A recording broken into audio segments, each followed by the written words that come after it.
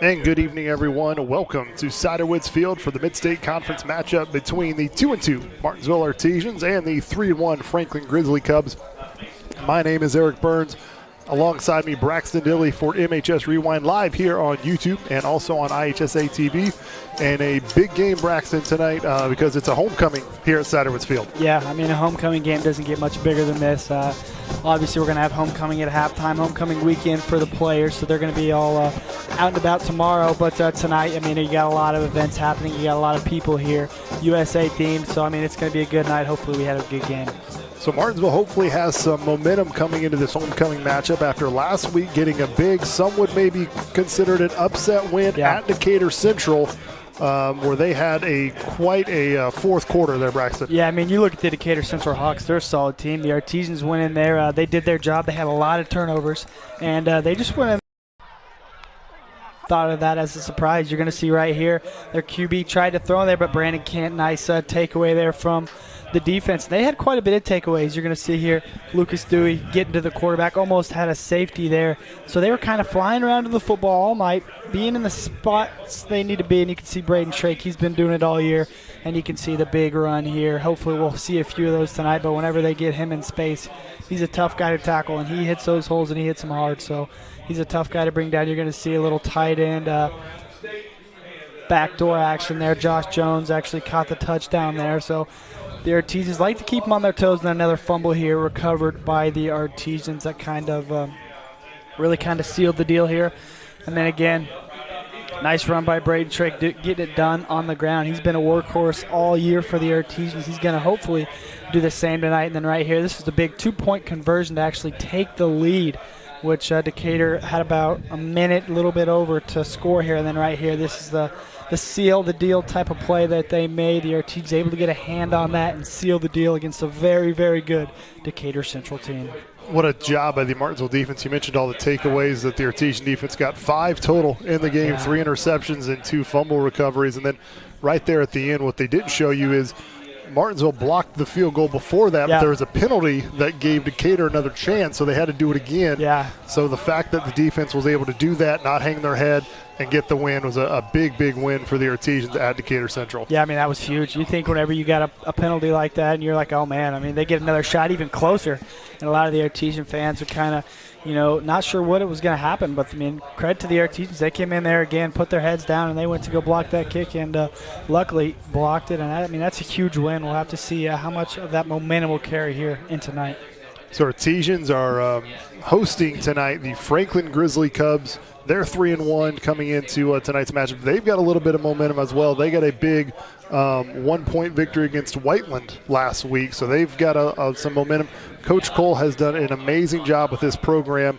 28-37 in his 7th season, but you have to remember Franklin hadn't had a winning season since 1996. Yeah. So he came in, Franklin program football was very, very down, and he has done a really good job to revitalize this and bring some winning seasons to Franklin Grizzly Cubs. Yeah, I mean, you talk about Coach Cole. He's the type of guy that can turn around a program, and he comes in there in 2017.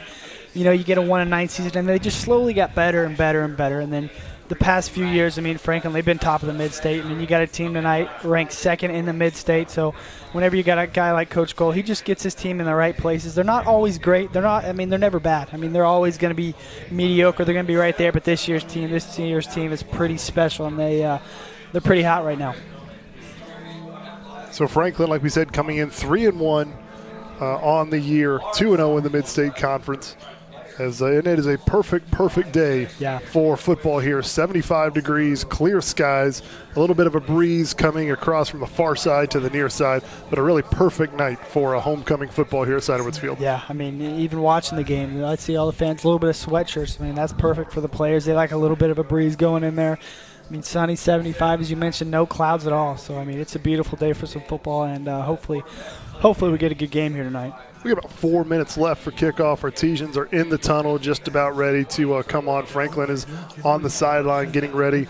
And Braxton, what does, real quick, what's Martinsville have to do to get a homecoming win? For Martinsville, offensively, they're just going to have to play physical. They're going to have to be physical starting up front. They're going to have to get on their guys and block them. They can't beat themselves. They have to take care of the football. They cannot have any penalties, and they just have to execute defensively. They're going to have to do their job, be gap sound, and they're going to have to cause some turnovers like they did last week. Coach Duggar on the coaches show this week talked about how also the defense just needs to take care of their own responsibilities. So when they start to try to take care of other stuff, that's when there's trouble. So hopefully they continue from last week. And here come the Artesians, and what an entrance they are, following the motorcycle, the American flag, meeting at midfield. It's a cool sight here at Ciderwoods Field tonight. Yeah, I mean, anytime you got a motorcycle leading the team out of the tunnel, the team's got to be juiced. There's a little extra juice in there, isn't there? Absolutely. It's always pretty cool. It's so cool. We've mentioned it before in some of the previous games, but just what the school and the community has done to help this this field, which is a great field to begin with, great environment, great atmosphere, but just to enhance it with the video board and the turf and everything is really, really cool to see. Oh yeah, I mean, there's not many other places any Artesians are going to be on Friday nights other than Ciderwoods Field, and just the upgrades they've had this year just makes it that more special and just makes it that much more of a great experience to be at. So Artesians lining up on the sideline here. We will get ready for the playing of the national anthem by the Martinsville Marching Artesian Band here just shortly. So we will just take a quick pause, get ready for that, and then we'll come back for the coin toss, and then we will kick off this homecoming game.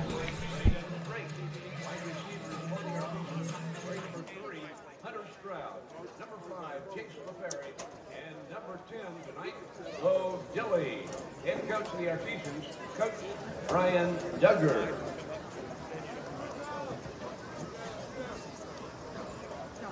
Now, ladies and gentlemen, on the field, we're happy to have with us our Martinsville Marching Artesian Band.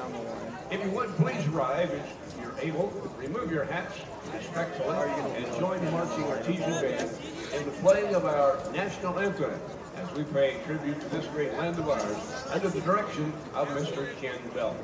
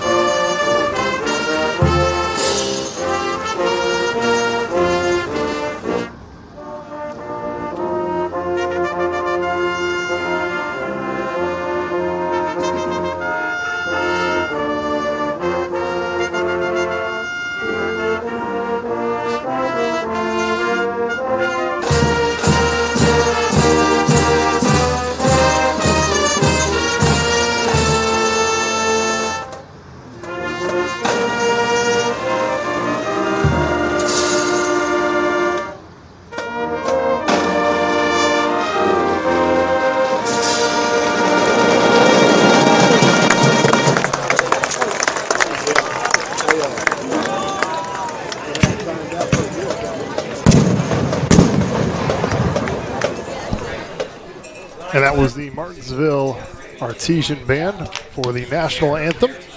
And we're getting ready to have captains go to 50-yard line for the coin toss. And we talked a little bit about keys of the game for Martinsville. Braxton, just on the other side of the field, what's Franklin going to try to do to win this football game?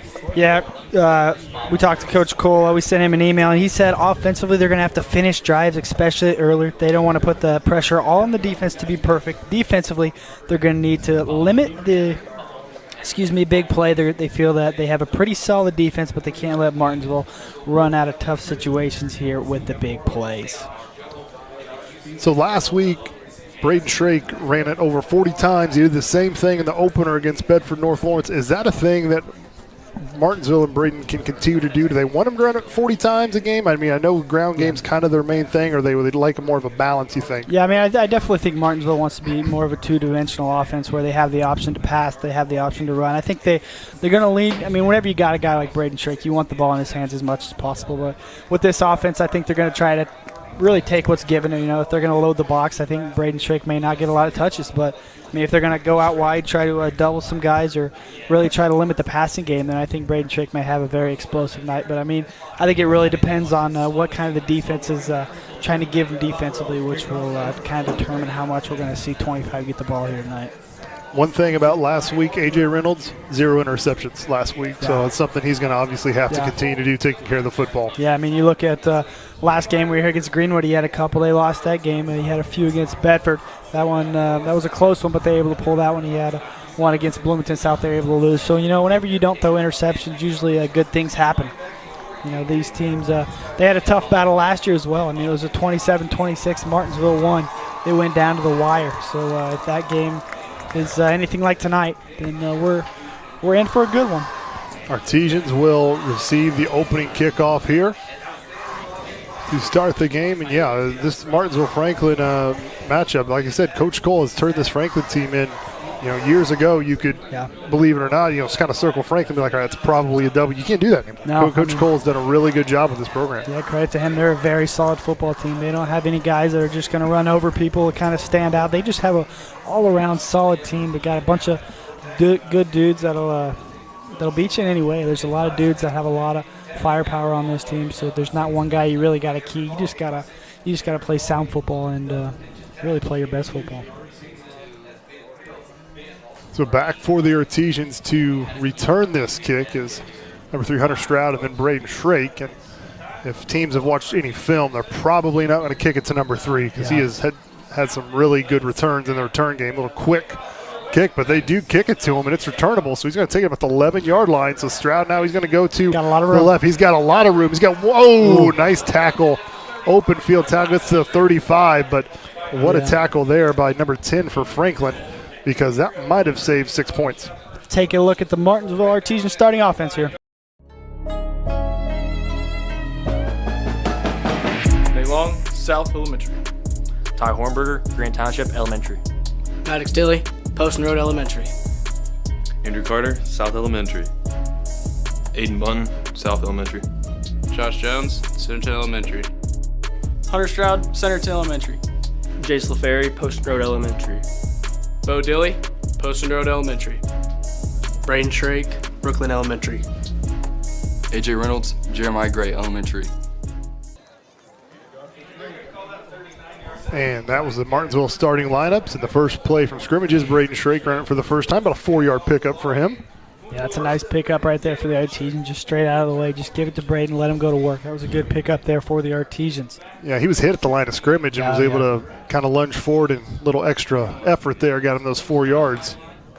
Second effort is really what kills defenses here when you got a guy like Braden Shrake.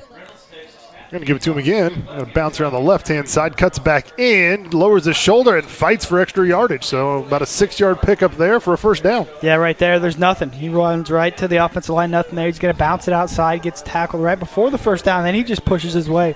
That's just extra Braden Shrake mentality right there, just able to get the extra 2 yards to get the first down. So Reynolds will look to the sideline for the play call.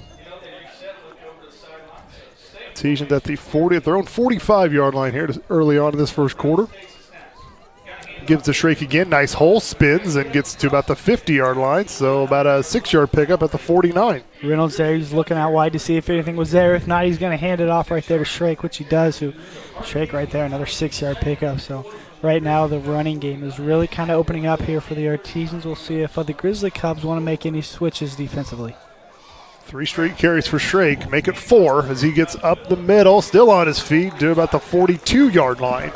Yeah, I mean, that's right there. Nice hole there by the O-line. Braden Shrake does the rest. I mean, that's a good 5-yard pickup for the first down once again. Another first down. 4 straight carries for Braden Shrake.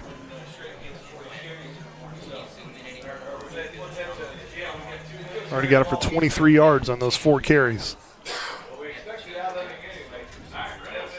Gives it to him again, might as well. Gets to the left side this time, lowers the shoulder. Gets it near the 30, so close to a first down. I think he might have got a first down at about the 32-yard line. Yeah, credit to the big guys up front. They're getting a lot of movement right now. They're opening up holes, and Braden Shrake kind of just doing the rest. That's another first down here. I would be pretty shocked if the Artesians decide to put it in the air.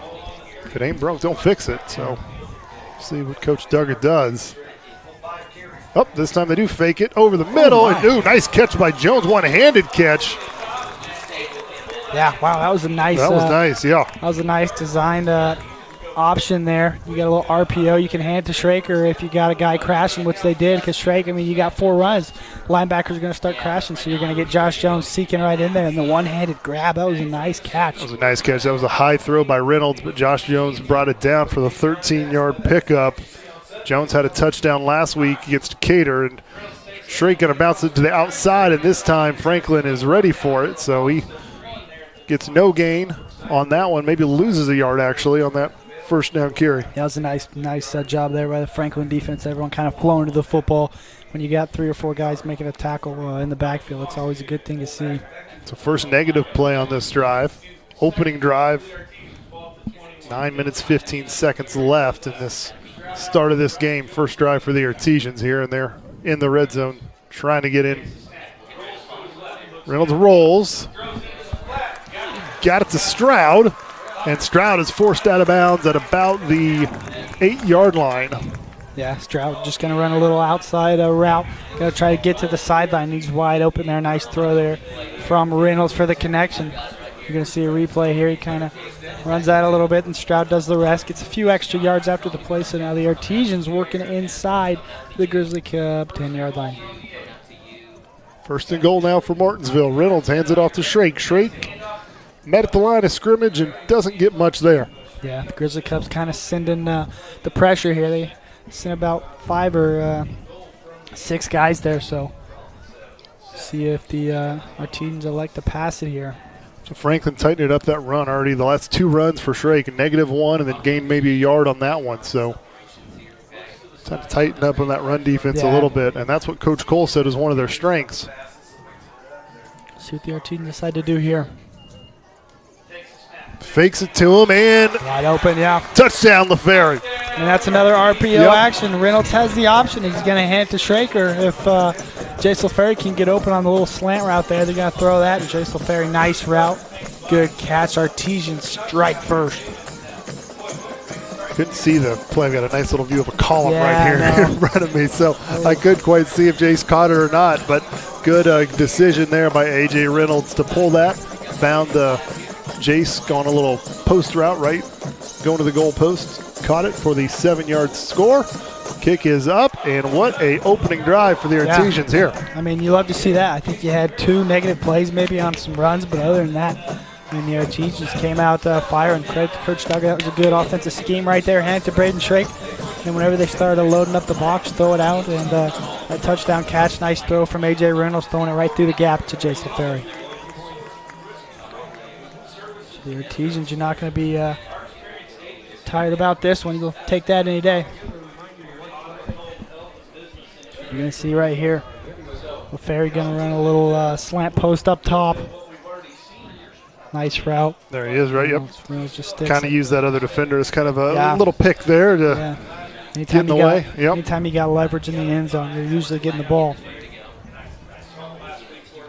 So now this Franklin offense get a chance here after the kickoff. I don't know if we mentioned this in pregame. We might have, I think, but Franklin has a 2-quarterback system. They so do. This isn't a quarterback system where they bring in a guy for 1 or 2 little gadget plays. I mean, they've got a quarterback who they feel is a really good thrower and a quarterback who they feel is a really good runner. Yeah. And they kind of split them somewhat evenly. They do. Whenever you got a guy like Clay Pinnock, he's a guy that he's more of the runner. I mean, he's going to run the ball. He's a dual threat quarterback, so we're going to see a lot of different things here tonight from the Grizzly Cubs. Number 43, Weston McKinney is the kicker.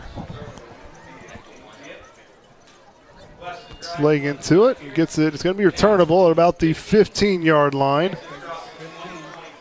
Artesians tackle him up there at the 30. Nice tackle there. Number 32 for the Artesians, bringing down the return man. Take this time to take a look at the Artesian defense.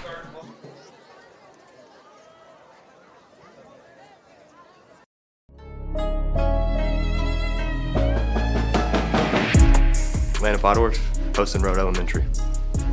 Ty Hornberger, Grand Township Elementary. Cole Andrews, Brooklyn Elementary. Damon Terrell, Blue Academy Elementary. Lucas Dewey, Centerton Elementary. Keen McOwen, Brooklyn Elementary. Brandon Kent, South Elementary. Ben Field, Green Township Elementary. Mason Kirkhoff, Waverly Elementary. Trey Bernard, Perry Elementary. Logan Poppy, South Elementary. And that was the Martinsville starting defense, who starts out with a nice run stop there. Gets maybe about 3 yards on that carry. Yeah, it was a good flow to the football there by the Artesians. You got about 4 or 5 guys making the tackle there. Pinnock is the one at quarterback to start this drive. Yeah, what Pinnock will give you, he's more of the dual threat guy, so a lot of you're going to see maybe a little option plays with the running back, as you can see right now. Pinnock's going to keep it. Yep, goes around the left side. Ben Fields there for this nice strong tackle about the 40-yard line. Yeah, I mean, that's a tough play to stop right there. You got the running back going right, and whenever you got a guy like Clay Pinnock who's going to keep it, he's a quick guy. Kind of reminds me of Greenwood quarterback a few weeks ago, but he's a guy that can get out in space and make the defense pay. So quick third down here for Franklin. Artesians a chance to get off the field, but it's 3rd and short. And Franklin, very strong team on the ground with Luger and then Pinnock there side by side in the backfield. Definitely a tough backfield there, too. You're going to have their hands full tonight. Pinnock goes around the left side and does get it. There's a flag comes late, though. We'll see what that's about.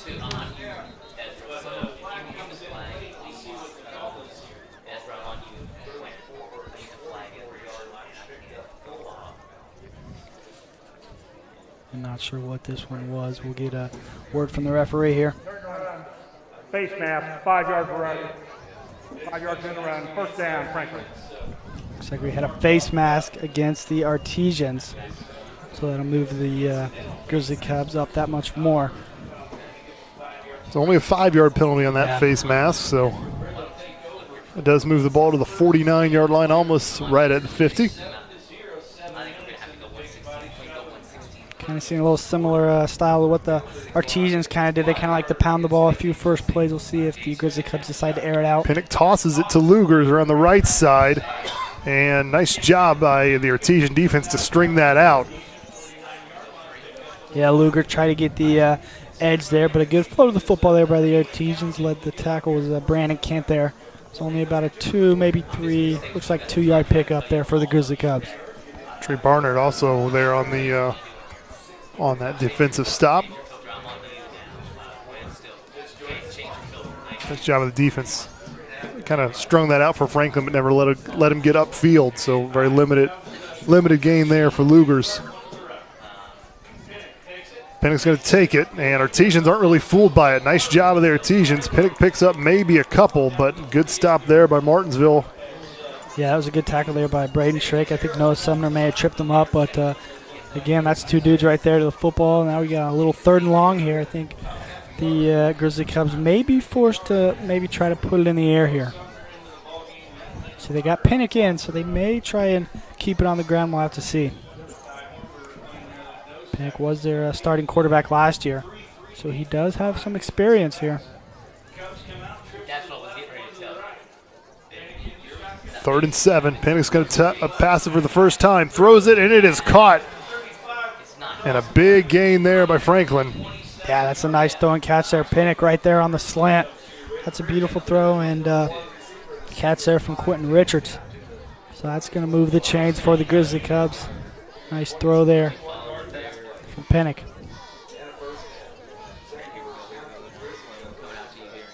Take a look at the replay there. Pinnock, plenty of time, clean pocket, and threw it a little bit behind his receiver, but jumped up and brought it down. So Franklin moving the ball just like Martinsville did on their first drive. Lugers gets it in the middle of the scrum. Nowhere to go, push backwards. Nice job. Maybe you got a yard on that run. Yeah, I mean, you see 3 defensive players there for the Artesians. They're all just right there, not letting the Grizzly Cubs have any leverage. Good stop up front there.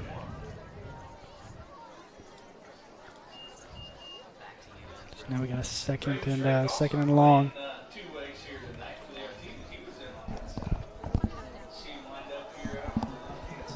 Quick first quarter, 4:40 left to go in this first quarter. When you have 2 teams that are kind of pounding the ball like this, yeah, it makes the game go pretty quick. High snap, gives it to Lugers. Gets it to about the 20 there, so about a 6-yard pickup. Nice solid run there. Again, had the option. Pinnock can either hand it or keep it. It was a good read by Lucas Dewey. His job is to go to the quarterback all night, so he made Pinnock forced him to hand off Yeah, there. you know, that's kind of one of the negatives of the RPO is, you know, you can get some shots on the quarterback even when they don't have the football. Yeah. That seemed like a late handoff, too, because I thought Pinnock had it. Yeah, so did I. So it makes it a 3rd and 3 situation here. Franklin probably in 4-down territory. They hand it off to Lugers. Lugers up the middle. It's going to be close. I don't think he got it. I think he may be a little short. I think he's going to be about half a yard short. Like you mentioned, I think this definitely is 4-down territory, especially when you got a running dual threat quarterback here.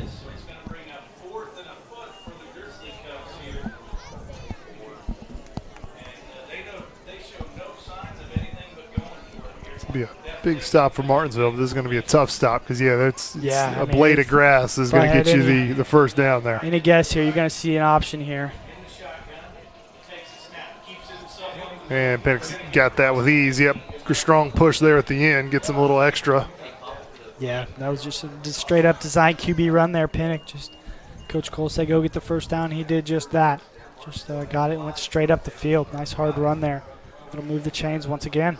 Would have been interesting to see if Coach Cole called a pass play there because everyone's thinking run, and our teachers are sending everybody to stop that run. But that is a safe, smart play and gets Franklin a fresh set of downs.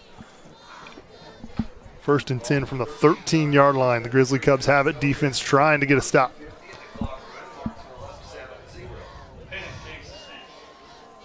Lugers has it. Going to bounce around the left side. Does have some, avoids one tackle, and he is in. What a run there by Lugers of Franklin around that left side. Nice run there. Kind of did a little Braden Shrake, pop it outside there, able to get the edge. As you can see right here. That play designed to go inside, but nice pull, nice block there. He's just going to keep it going outside all the way in there for the Grizzly Cubs. Touchdown. So just like that, the Grizzly Cubs kind of have a similar drive as the Artesians did, a pass or two here and there, and then most of the time you're going to see a lot of the ball on the ground running. That one through the uprights, so now we got a 7-7 ball game here with 2:24 to go here in this first quarter play. So just like that, the Artesians come out of the gates, marching down the field and score. Great response there from Franklin to tie it up. Franklin had one pass that entire drive for a 24-yard completion. That was the big one that did complete get the first down. And 10 carries on that opening drive for Franklin. Yeah, I mean, both teams right now, they're really pounding it. As you mentioned, the clock's gone down pretty quick. Yeah, 2:41 left to go in the first quarter, and it's some people are still trying to get to their seats. Yeah. This game could go by very fast, but they're going to keep that pace. We'll see what defenses on both sides of the sideline do. Obviously, there's going to make some adjustments. Franklin, you can kind of already see toward the end of that drive, made some adjustments. Braden Shrake had all kinds of running room. In his last two runs, he had a -1 and then a 1-yard gain. So Franklin tightened things up a little bit. Very interesting to see if the Grizzly Cubs are going to stay with that. If so, the Artesians may have to air it out a little bit more.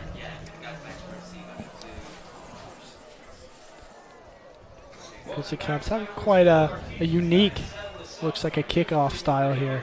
They all kind of up close, and then sometimes they spread out, and sometimes the kicker just goes and boots it.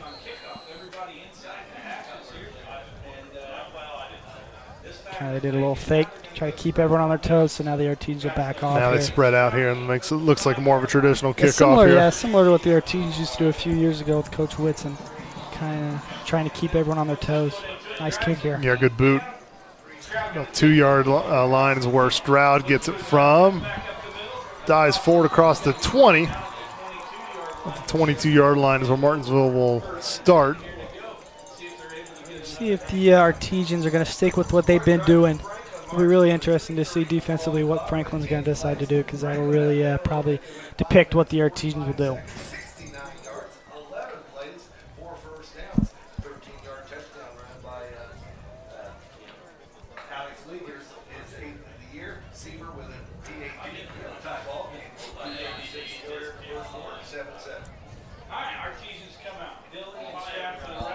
Second drive for the Artesians. And they're going to fake the handoff. Throws it out in the flat to Stroud. Stroud makes one man miss and lucky to get about a yard or two. Still fighting for extra yardage, so nice job there by Stroud. He I think he moved about 20 yards, but got maybe about 2 or 3 on that. Yeah, I mean, there wasn't much there at all, but he managed to show his shiftiness there to able to get a couple yards out of that, make kind of something out of nothing. Looks like the Artesians go 3 wide here. We'll have to see.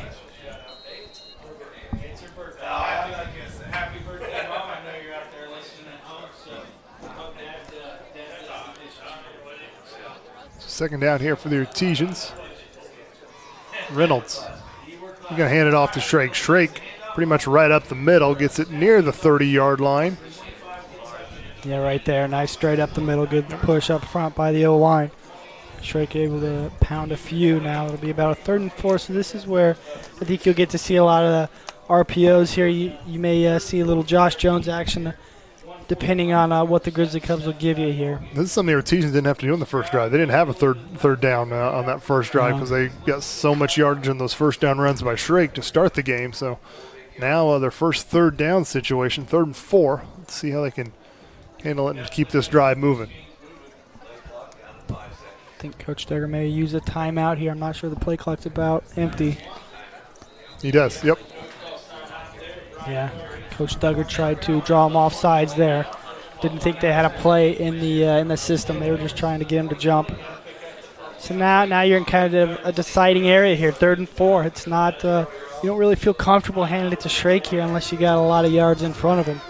So like I mentioned, I wouldn't be surprised if they do an RPO, maybe give it to Shrake. If they see a lot of guys in the box, maybe throw it to Josh Jones. We'll see what they do. Again, you always got Hunter Stroud. Yep. AJ's the slot. AJ's got to make sure he takes care of the football here. This is about the area last game where he threw that interception to Greenwood where that middle linebacker jumped up and took it out of midair there. So Reynolds just has to make good decisions. And when you're a quarterback that runs a lot of RPO, it's pretty much what you have to do every play. I mean, whenever you got again, like you mentioned, with the way the offense runs, it's a lot of decision making goes through the QB. So there's a lot of things going through the mind there. A lot of stress. And, see what they're going to do here. All right, hopefully Artesians can keep this drive moving because their defense was out there for a long time after that long Franklin drive ended in 7 points. So Artesians really need to give their defense a break.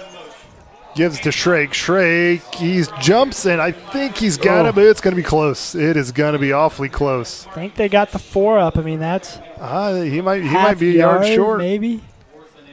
I thought he had it, but got tripped up. It is 4th down. They're not even going to measure it.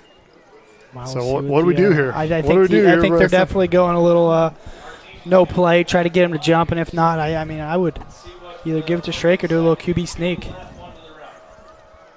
This is where you know a lot of football traditionalists would love to see Reynolds under center and just kind of do a quick sneak. Yeah, I mean, maybe do it kind of Philadelphia Eagles do with Jalen Hurts, just get it and go.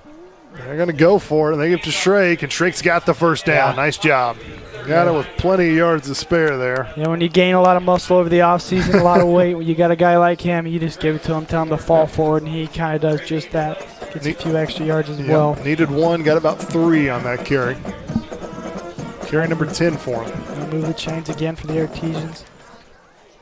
Just under 25 seconds to go here in the quarter.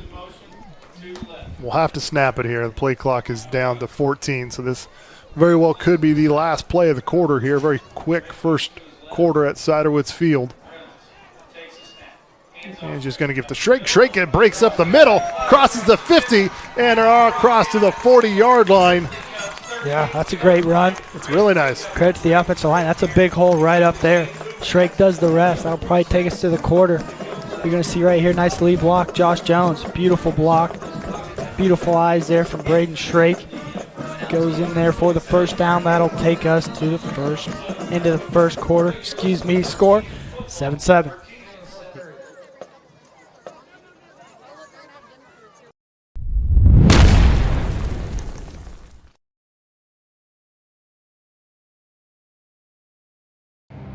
Some see a student athlete working hard in the weight room.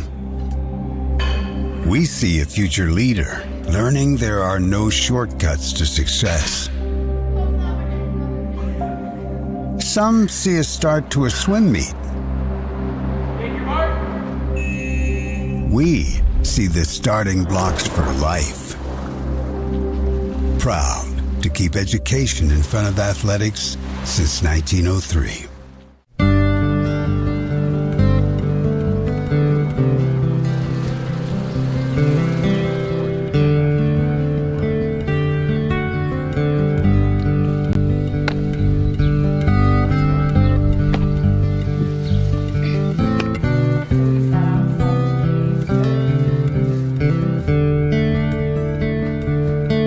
Don't do that.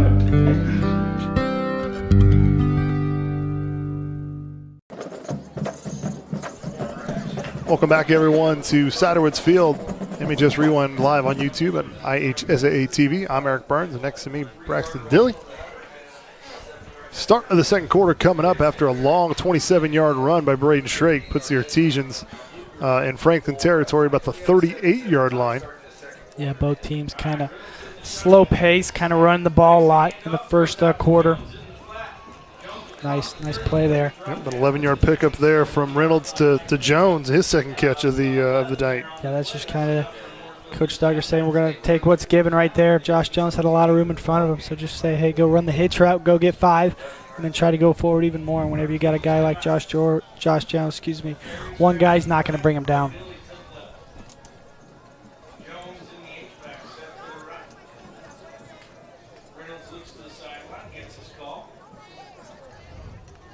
First set of downs here for the Artesians. Give it to Schrake. Schrake on the left side. He nearly makes it. Now the ball's loose. Ball's still loose. I think it went out of bounds before anyone could recover. Oh, wow. Let's see what happened there. So I think it was a fumble, but the Artesians, I think they may have gained a few yards because of it. I don't know if can they advance the football on a fumble. Yeah, I don't know where sure. the high school rule is there.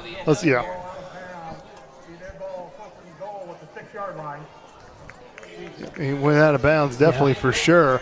I thought the Schrake fumbled it after he hit the ground. Yeah, that's what I thought. Because it seemed like when he hit the ground, that's where it went. So I'm not sure if they did actually spot it from where the ball landed, but nevertheless, Artesians first and goal. Yep, first and goal. So Artesians get a break there because that was a live fumble. The refs did not signal that it was the.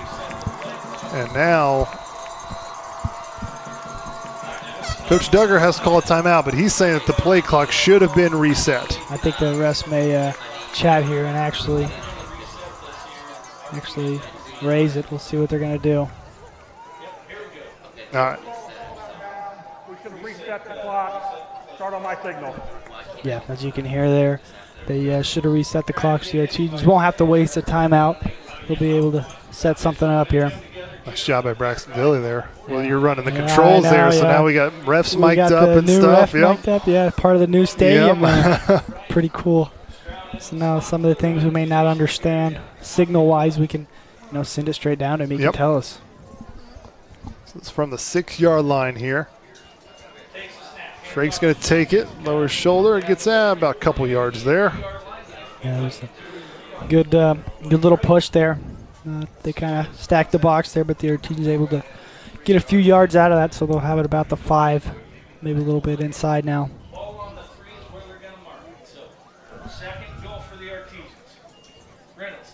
Schrake, and not much, maybe a yard or two again. So, credit to the defense there from the Grizzly Cubs. They kind of all flew to the football. You see 4 dudes making that tackle. The last Artesian touchdown, it was inside the 10. Artesians picked it up on a pass play by Reynolds to LaFerry, so we'll see if they maybe try that on this one or not. Third down coming up, 3rd and goal for the Artesians, trying to get the lead back. Yeah, keep an eye here. Josh Jones may slip into the end zone here. We'll see. And it's picked off. They had Jones, didn't he? Had Jones in the back of the end zone, but did not see the linebacker there, number 5. Yeah, Artesians like to run that one. Yep. Where you got, I think Coach Duggar may want a safety, and I think it might be a safety. We'll have to see. He may have ran out of the end zone. We're going to see it first. Well, he definitely ran out of the end zone.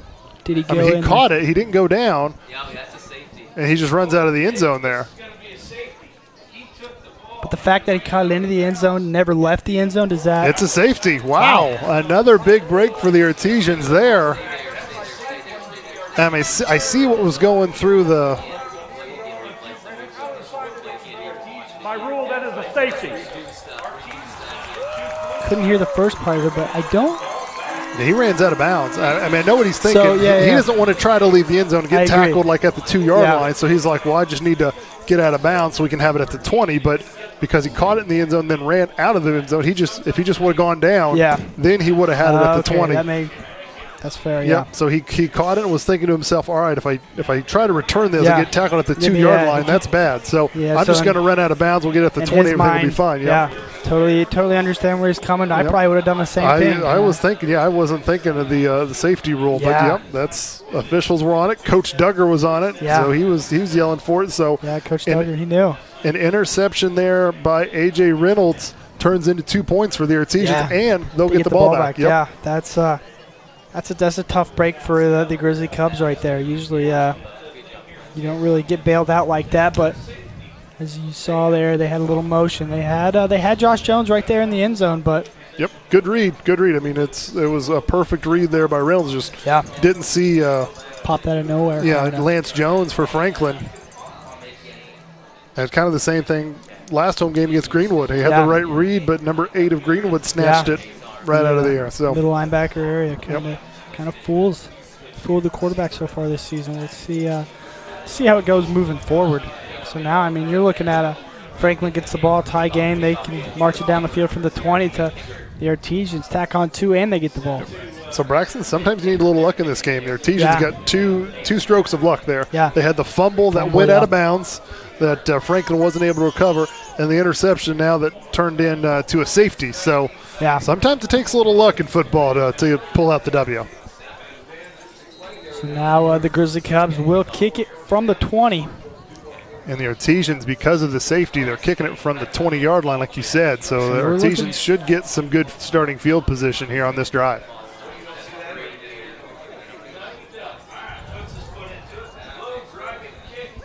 Benfield's going to let Stroud take it, and he's already at the 50.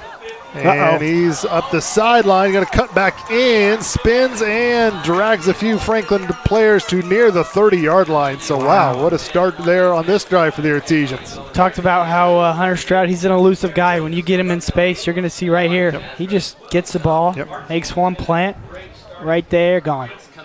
And you can see, and you got 4 dudes trying to tackle him. He's just kind of weaving his way through there.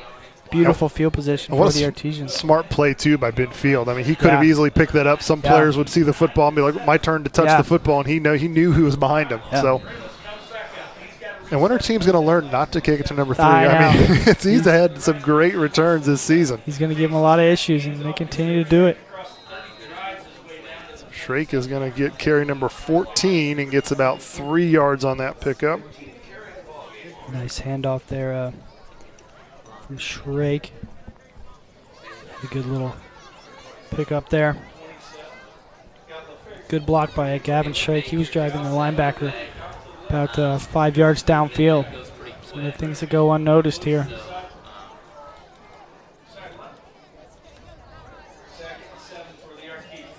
There's that hot pass. So they've ran that, but Stroud hasn't gotten it. And Stroud gets it this time and gets a nice little pickup there. Yeah, I think they're going to get the Artesians on a hold here on the edge. I did not see the flag. Coach Duggar's on somebody. He's not happy. It was a close call there, but inevitably I believe that was one of the linemen. Got a little inside, hooked him there.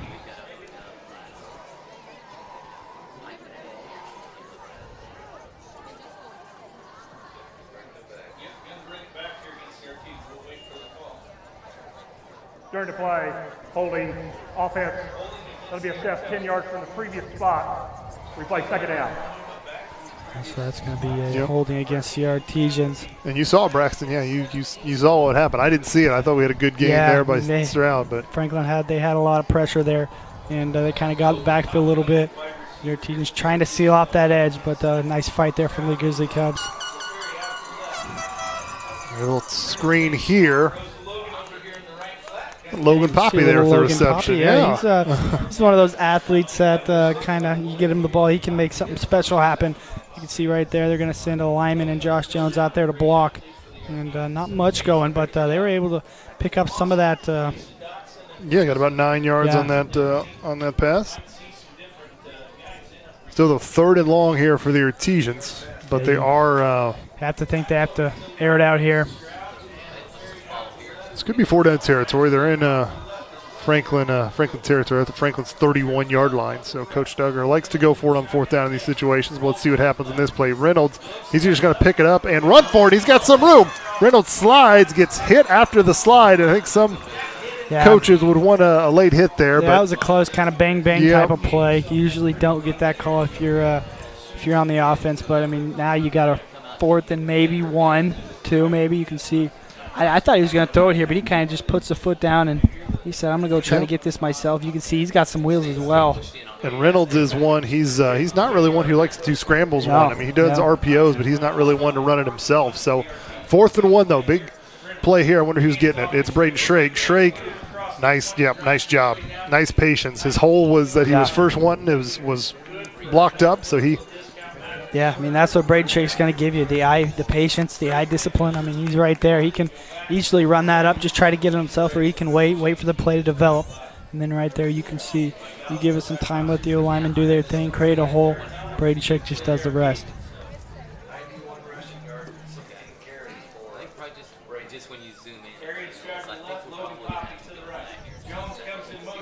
Reynolds back to pass.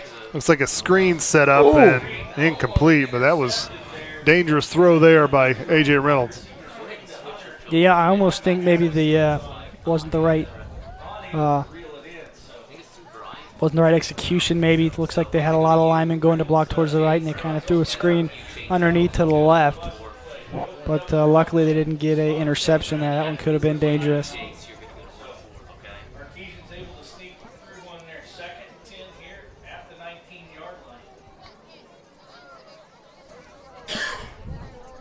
10 seconds left on the play clock. Plenty of time for the Artesians. 7:47 to go in this first half. Going to give it to Schrake. Schrake tackled immediately. I don't think he got anything there. No, that was not much there. Credit to the defense. They all kind of met him right at the line there. So now I think the Artesians, they're going to have to air this one out. It's another 3rd and long situation, 3rd and about 11. Last time this happened, just a few plays ago, A.J. Reynolds scrambled and got 10 yards. I said they're going to do a little misdirection. Again, I keep an eye on 87, Josh Jones. They may try to sneak him past the defense here to get the first down. We'll see. Reynolds to his left. He's got some pressure, and he's going to get sandwiched and dropped at about the 30-yard line. Yeah, there's a lot of white jerseys right there. Not much going. You try to do a rollout pass where A.J. Reynolds kind of makes his money rolling out. But right there, great defensive stop there by the Grizzly Cubs.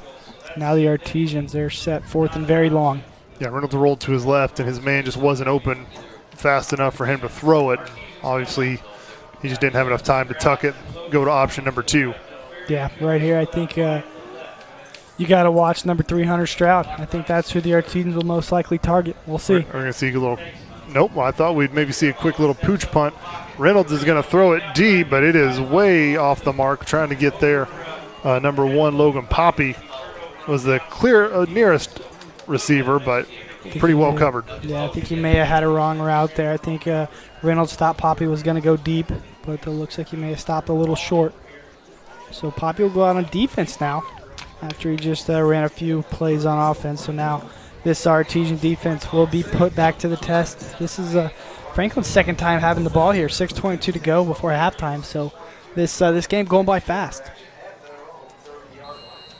So Logan Poppy, like Braxton said, playing both ways tonight. Filling in for some injury issues in the receiving department of the Artesians. And there's Reuters. And nice little stiff arm there by Reuters, but finally drug from behind at about the 34-yard line. So yeah, nice tackle there from Benfield, kind of coming from behind, as you mentioned. But not before he picks up about 4 yards. That's a solid gain if you're the Grizzly Cubs. I mean, if they're going to get 4 on first down, 4 on second, 3rd and short, that's where they're really dangerous at. So the Grizzly Cubs are going to take 4 yards on first down anytime. Now we're under 6 minutes to go in the second quarter. This is only the second time the offense has gotten on the field because Artesians have had some drives and they had the interception that turned into a safety. So Martinsville offense got it right back. Yeah. So Franklin's offense only the second time here, and that's not Pinnock. That's the other quarterback here. But he pitches it to Lugers and he is tackled just shy. But there's going to be a flag. So I think this might be against the Artesians on the tackle there. I think we may have had a little extra grabbing. We'll see. See what they're going to call. We'll send it down to the ref here. We'll see. I think we may as well. We'll see. Personal foul. Horse collar tackle. Defense. 15-yard penalty. First down. That's a killer. That's a big one. Yep. So it's at the end of the play. So you had a 5-yard pickup on that run and then 15 on top of it. So 20-yard play there for Franklin. And that was Grayson Betts, the other quarterback that was in on that play. But now it's Pinnock back there. He's back in the shotgun there right at midfield. Nope, it's Betts. I'm sorry. Betts is going to keep it, and he's going to fall forward for about a yard or two. Yeah, Betts, he's a big body in there. When he gets the ball headed downfield a lot, it's going to take a few Artesians flowing to the football to tackle him there. Yeah, Betts has about 25 more pounds on Pinnock. Yeah. So a little bigger bodied there. And Betts, for Grayson Betts. Only a sophomore, so bright future here.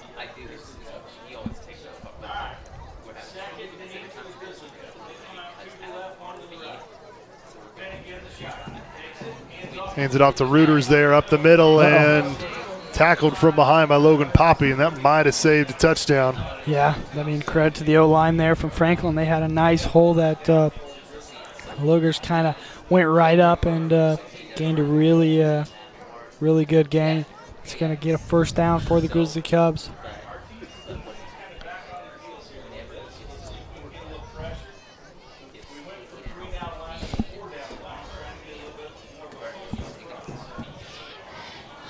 So first down here for Franklin.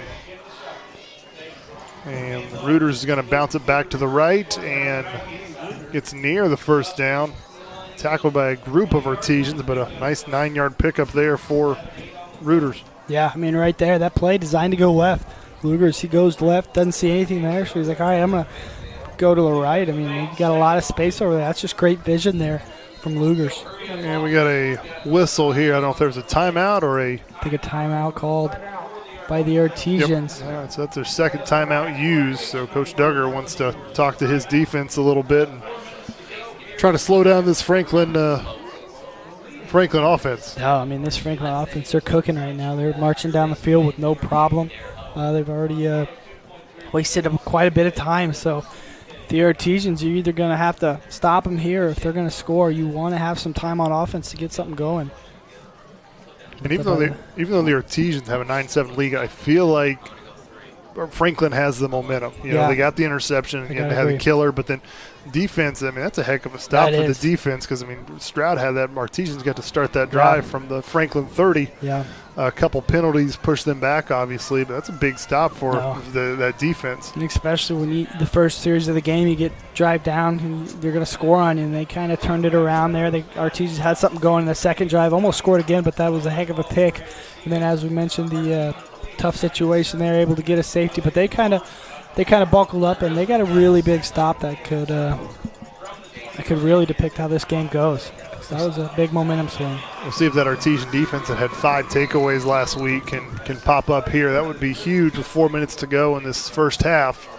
Bringing some pressure, and Lugers gets tripped up but falls forward for about 4 or 5 yards on that. So another first down there for Lugers. Right there, nice run from Lugers. Kind of patiently waited for the play to develop and then kind of broke a tackle. Some good hard running there from the running back. Grayson Betts still in there at quarterback for the Grizzly Cubs.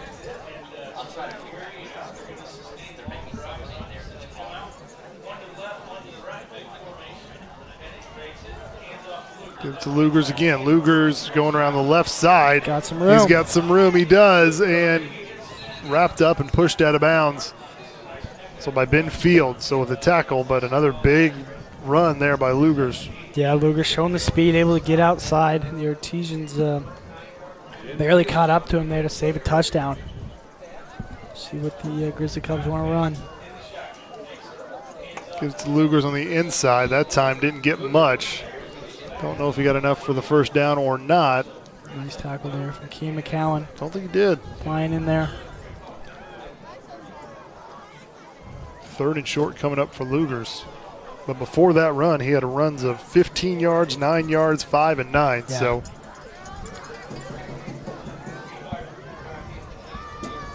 big 3rd down here. this is huge. Yep. I mean, Franklin more than likely go for it here on 4th down, depending on their kicking situation. But this is going to be a big one. Lugers just stops, goes to the left, and is tackled just shy of the goal line. Artesians keep him down before he gets in there, but they'll get a first down, 1st and goal from about the 1.5 yard line. Talked about it many times. Lugers, that's just the vision right there. There's nothing there. He's going to break it to the left, able to get the 1st down. Grizzly Cubs going fast. Oh, ball's on the ground. Betts, it picks it up. Look what I found, and a touchdown. Yeah. Wow. Looks like that could have been a lot of trouble for the Grizzly Cubs. But Betts just takes it, gets it in the end zone for the Grizzly Cub touchdown. They will retake the lead. 13-9. Well, Braxton said it takes a little bit of luck. Franklin that time got some luck as the Betts had some issues with the snap and put it on the ground, but was able to pick it up and get in the end zone for the Franklin Grizzly Cubs to take the lead for the first time tonight, 14-9. Yeah, that one could have been very detrimental for the Grizzly Cubs, but Betts able to pick it up and does the rest. So now the Artesians got about 2:33 to work with. They've been known to have some big drives before halftime whenever they need them. This will be definitely a 2-minute drill situation. So Braxton, 2:33 to go. Franklin leads 14-9. Artesians will be on defense to open the 3rd quarter. How aggressive are you here in this these last 2.5 minutes? Have one timeout in your pocket. Yeah, I think you really do try to score here, whether it be maybe a field goal. You're going to have to be pretty close if you're going to want that. But if not, I really think the Artesians want a touchdown here. I think they're going to give it to Braden Shrake. Hopefully he breaks a few yards, but they're not going to be able to hang their hat on that as they've been doing most of the game. They're going to have to air it out here, maybe do some RPOs. But I definitely think the Artesians are going to want to try to score.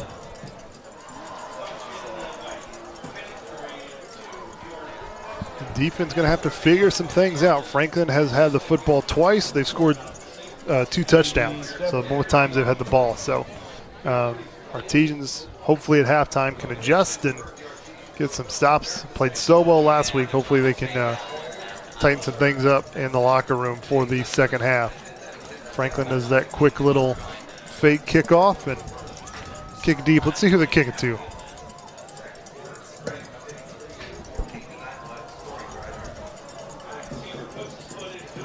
They're going to give Stroud a chance here, Braxton. This could be interesting. It takes about the 6. Spins off one defender and then thrown out of bounds at around the 32-yard line. So Stroud with another decent return. Yeah. I mean, pretty much every time he touches the football, you know you're going to get at least at the 30, it seems like with him. He's a guy that's got to put his foot down and go get some yards, and he's a quick guy. So you got 2:27 to go here before halftime. Artesians really looking for a score.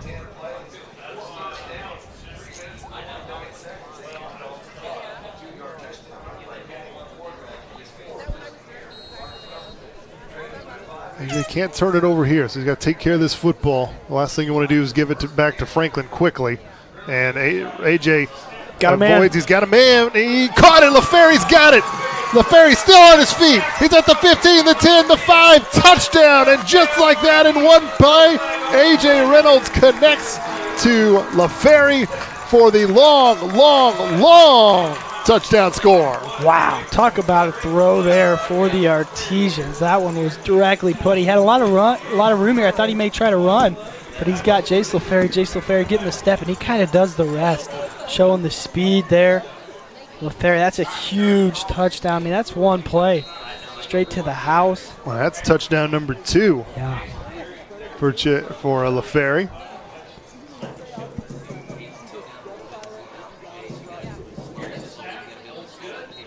Kick is up. It looks good, and it is. And just like that, 16-14, Artesians lead. Looks like, I mean, you're sitting there thinking the Grizzly Cubs have a lot of momentum.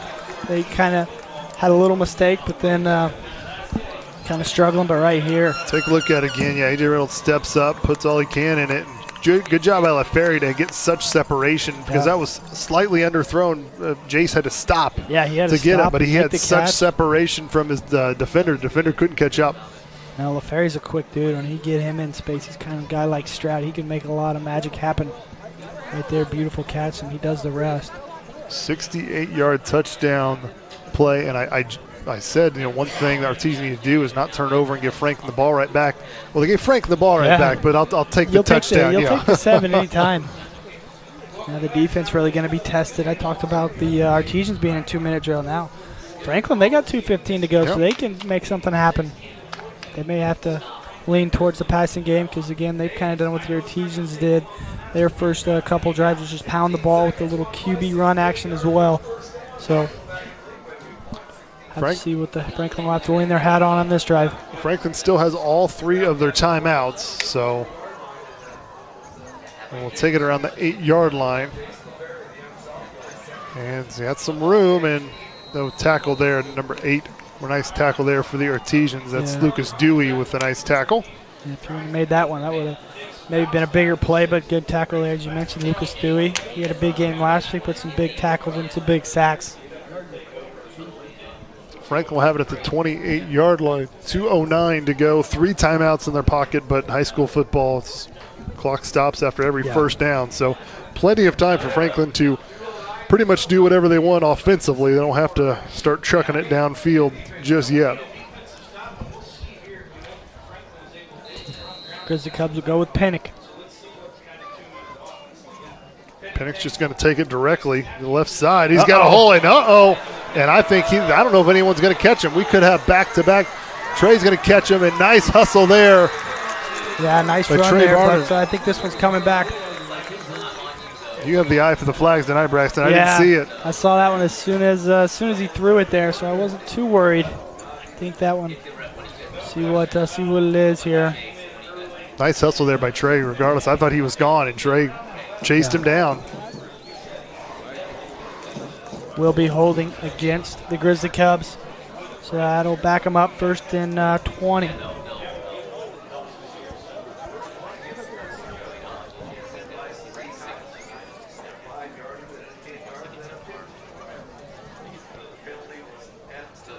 See what the official says. During the play, holding, offense, 10-yard penalty, replay first down. So just like that, you're thinking the Grizzly Cubs, wow, what a strike back, but the costly penalty there. So break for the Artesians because that was a big run there by Pinnock. That was all wiped out from the holding penalty.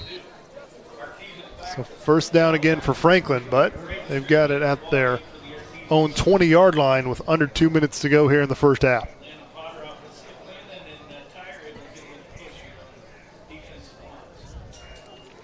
Pick back to pass this time. He's got a man open on the near side and immediately pushed out of bounds by Logan Poppy. Yeah, Quentin Richards down low. He had a big first down catch earlier in the game.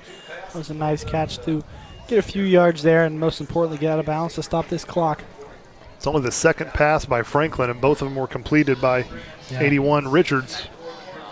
Yeah, you'd think the Grizzly Cubs may have aired it out a little bit more, but why would you when you got an offense moving really well with a quarterback dual threat, running back like Lueger? So, I mean, this is a very tough offense to stop.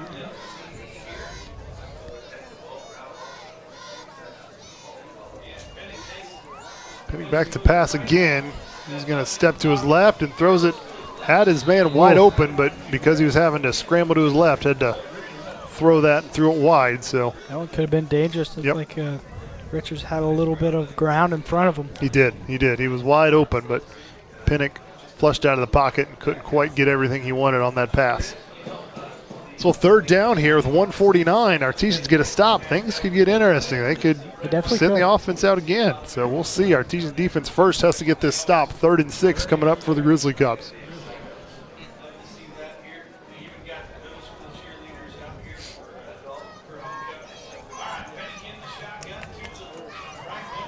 Back to pass. He's got pressure. It's going to be a screen to Lugers, but Artesian sniff it out beautifully. Wow. What a job there by the Artesian defense.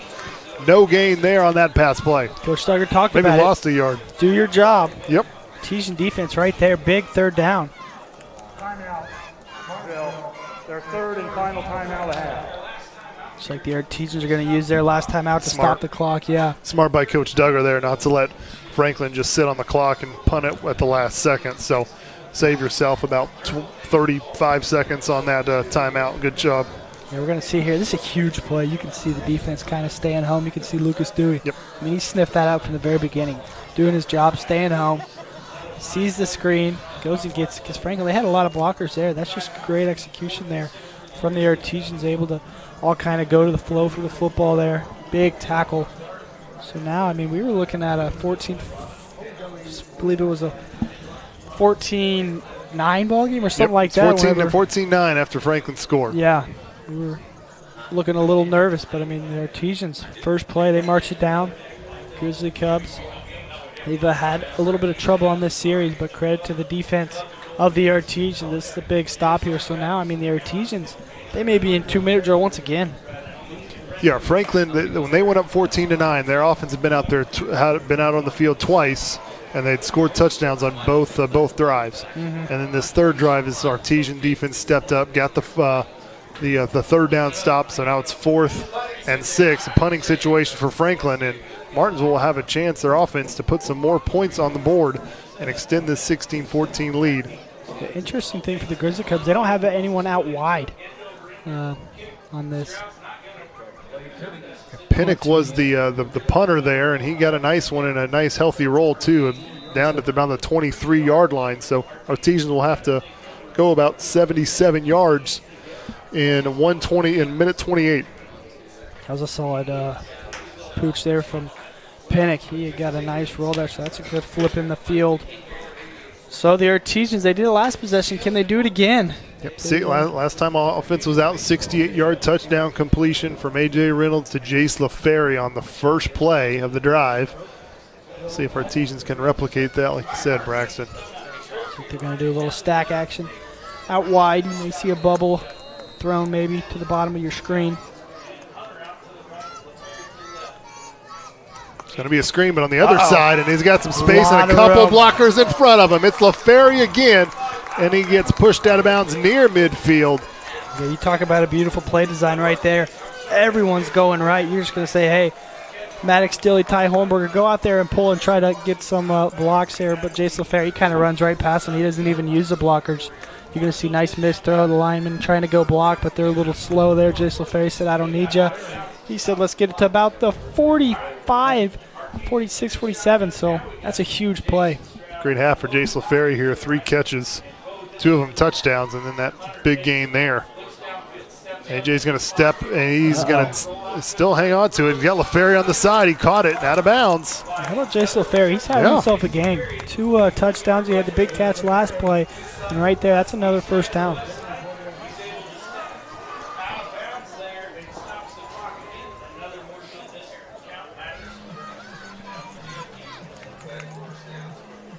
Nice throw there from Reynolds again. Taking what's given to him. Nice job by Reynolds too. He could have easily tucked that and ran, but he keeps the play alive. And instead of running for 6-7 yards, he gets a 15-yard completion there to Jace LaFerry. Hands off to Shrake. Nice little trickery there by Duggar, and Shrake upended. Yeah, big run there for him. First down there for the Artesians. They do another little misdirection, kind of send everyone to the left. Just do a little handoff to Braden Shrake. Kind of fools the Franklin defense a little bit. Fooled this broadcaster too. I thought Reynolds was going to just roll to his left like he has been and pass that, but snuck the handoff to Shrake. A nice 18-yard pickup for Braden there. Yeah, credit to Coach Doug right now. He's putting together a masterclass of a drive here. He's kind of fooling the Franklin Grizzly Cubs in every which way. Reynolds will roll to his left this time. A lot of time. He's got LaFerry again. It's caught. Touchdown, number 3. Wow, Jace LaFerry. I mean, he is lighting up this scoreboard. That's a huge touchdown. Artesians score once again. We're going to see it again. Look at this offensive line. Great blocking. A lot of time. Reynolds has plenty of time, and then just LaFerry just beats his man. There's just no one there. There's no safety here. The safety came way late. Yeah, so and that is a ball there. LaFerry having himself a game. Charlie Rollins will try to get the extra point here and make this a 23-14 ball game. Looks like it's good. It is good. So 23-14. Jace LaFerry, 3 touchdowns.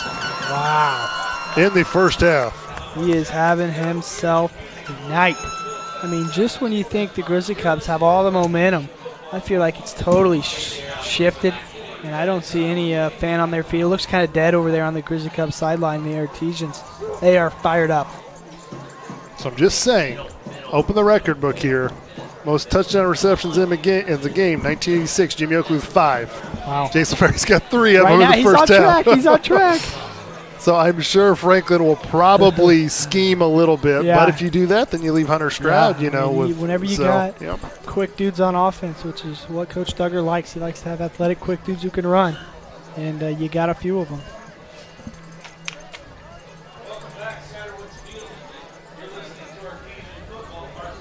So now the Grizzly Cubs will have it once again here. I feel like this second quarter gone so much slower than the first. The first quarter went so fast. I was like, man. Yeah, we may get out of here at 9 o'clock. But the second quarter's had some fireworks, though, in it. So that's what happens when you have a lot of scoring. Both teams kind of aired it out a little bit more. But Franklin will have it. They'll have it with about 50, a little squib kick here, but they'll still have about 55 seconds with 3 timeouts, so they can still do something. Artesian defense will need to do. Ooh, nice tackle there. Yeah. Artesians. Levi Reuter able to get back there and make the tackle. That's a nice tackle, sending them deep in their own territory here. So now, Grizzly Cubs have it under a minute. You can see he picks it up and doesn't get much at all. Yep, Reuter and McCowan too, right there. 57 seconds for Franklin, and so they're going to go with Betts. Surprising me a little bit. Betts is kind of used for your run packages, but we'll see what Betts does here. He's going to throw it. Betts back to pass. He's looking, and he is going to go down. Big stop there from the Artesians. The best part about it, the clock is rolling. That makes you the Franklin Grizzly Cubs. See, Franklin may just be content with let's just get to the locker room and kind of regroup here. Artesians don't have enough timeouts to try and score again here. Clock is ticking. Yeah, I think Franklin's just going to be content with going into the locker room, especially after that sack. We'll see. Defense still has to be on their toes here. Betts is going to go back to pass. Throws in. It's intercepted. Off the sideline. Touchdown, Artesians. Wow, what a play by Brandon Kent. And everything is coming up the Artesians' way in this second quarter, especially toward the end of this second quarter. Absolutely. They are lighting up the scoreboard right there. Brandon Kent, Coach Duggar mentioned it. If you do your job, we're going to put you in the right spots to make big plays. He does his job right there, jumps the route, able to take it to the house, pick 6. Look at this. Just steps right in front of the pass. Brandon Kent up the sideline and scores. And wow, Artesians, talk about a momentum swing. I mean, yeah. You can see Coach Duggar. He's a happy camper over there. Brandon Kent's second interception this season. He had one last week. Oh, I snap. Jace LaFerry's got it. What's he going to do? Can he give it to someone? Nope, he can't. So, yeah, that one, you don't usually like to run that play, but trouble with the snap, and then whenever you got that, you got Jace LaFerry. He's going to say fire, fire, fire. Everyone just run to the end zone, try to get someone open. The way Jace LaFerry's night was going, I thought he would probably complete that. He'd probably get something off. Here's the interception, the pick 6 is nice job of our camera work there. Kent just steps right in front. Yeah.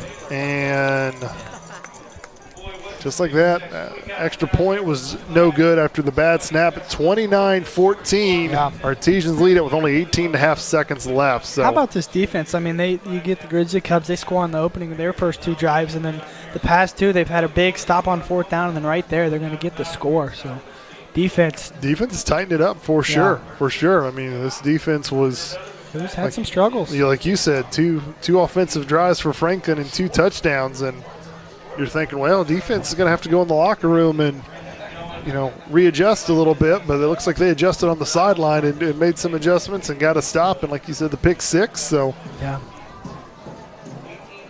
Surely the Artesians again, they're probably going to boot this one, try to keep it on the ground. They will. Squib it there. Picked up about the 15-yard line.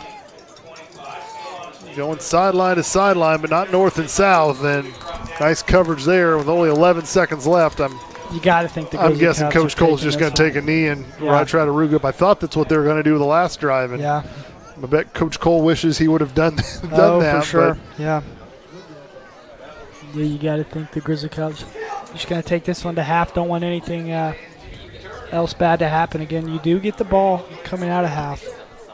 Looks like they're going to have Pinnock in.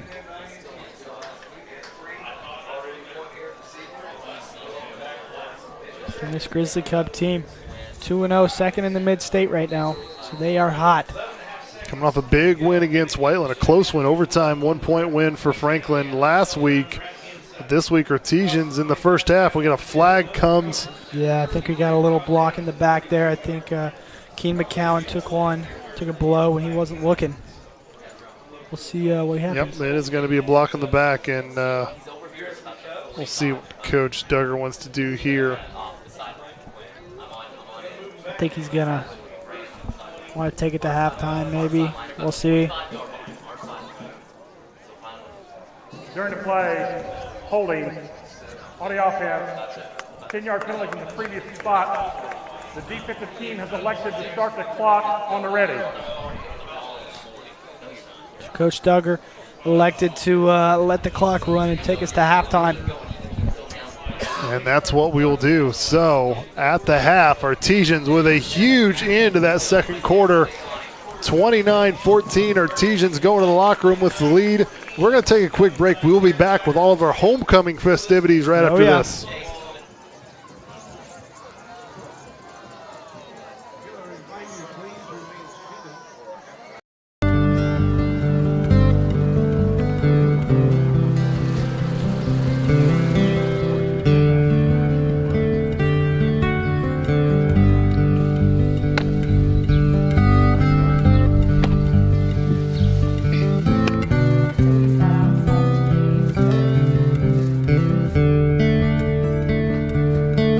Don't do that.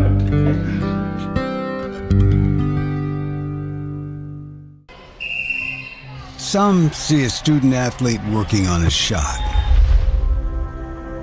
We see a powerful lesson in persistence. Some see a student preparing for success on an exam. We see a student athlete preparing for success in life.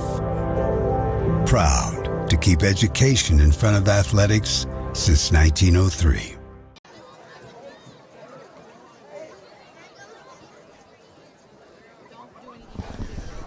And welcome back, everyone, to MHS Rewind Live on YouTube and IHSAA TV. I'm Eric Burns alongside Braxton Dilly. Halftime here at Ciderwoods Field. Mid-state conference matchup. Artesians lead the Grizzly Cubs of Franklin 29-14 after a big second quarter. And we have homecoming festivities just about to get underway.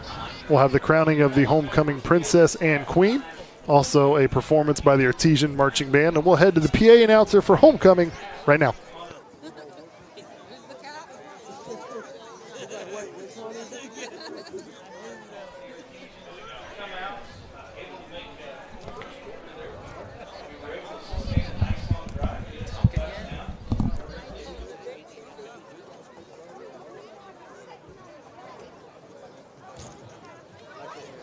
Again, turned into our lost and found department, we have a cell phone, an iPhone belonging to someone.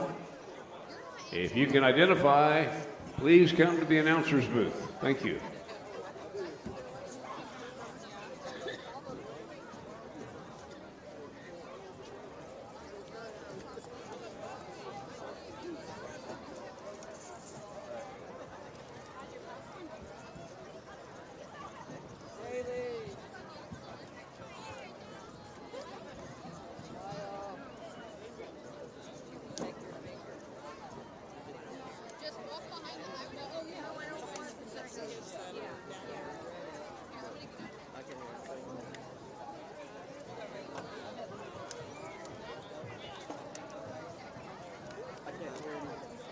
there's no guy talking. He's out of my range.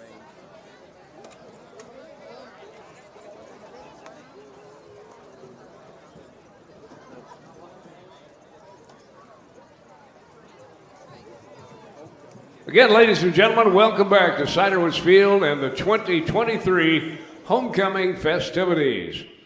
Our Princess nominees include Savannah Alexander, Allison Greenwell, Emily Martin, Addison Massey Deckard, and Nevada Plummer.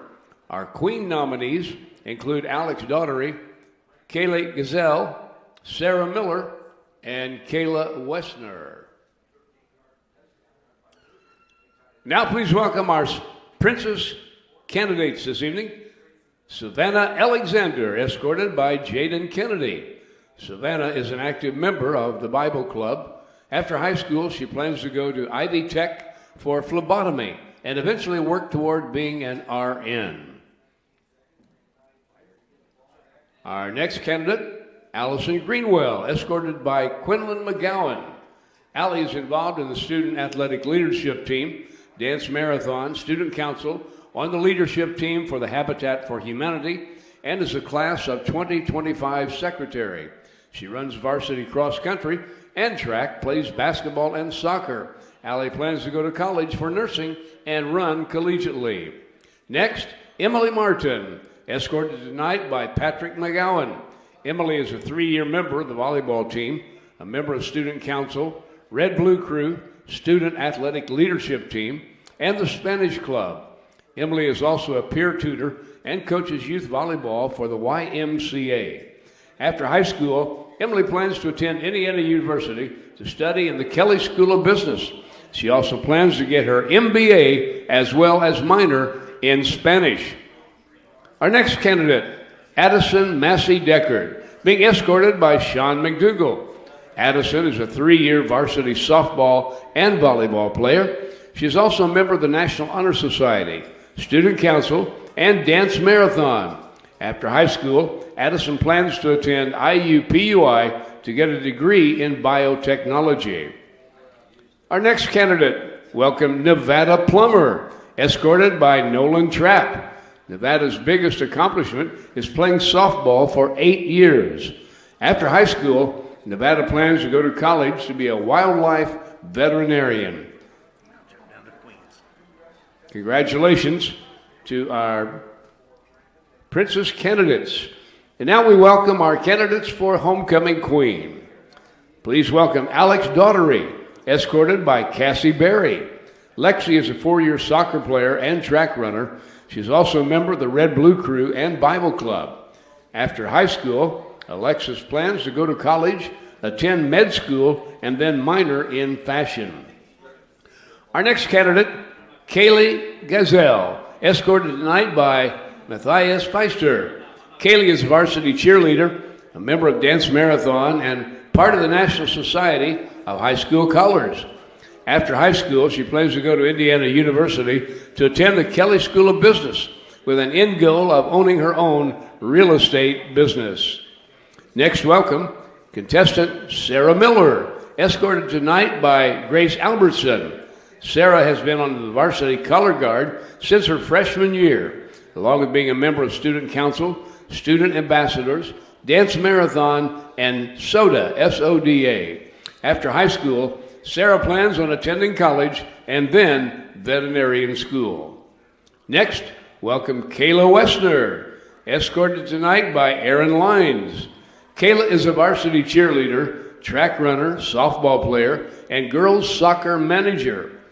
She is also a member of the Dance Marathon, Bible Club, Interact, and the Red Blue Crew. After high school, Kayla plans to be a flight attendant. Let's have a nice round of applause now for all of our candidates for both Princess and Homecoming Queen.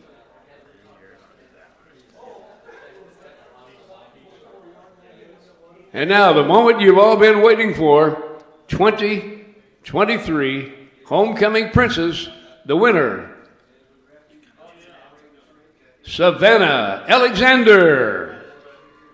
Congratulations to Savannah, her escort, Jaden Kennedy.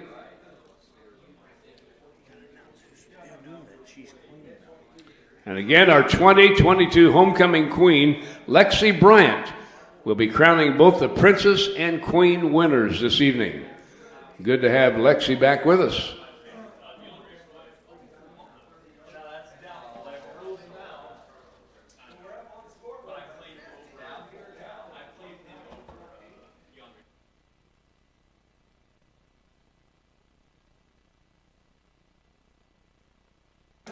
All right. Time to announce the winner of the 2023 Homecoming Queen for Martinsville High School Homecoming Festivities. Congratulations to the winner of the Queen contestant, Kayla Wessner. Escorted by Aaron Lyons, one of our varsity cheerleaders, Kayla Wessner. And again, thank you to our homecoming queen from 2022, Queen Lexi Bryant.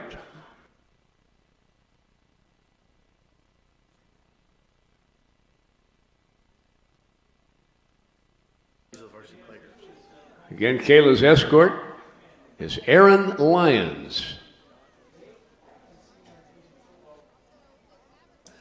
All right, one more time, let's give them all a big round of applause, ladies and gentlemen. And congratulations, ladies, you are all winners.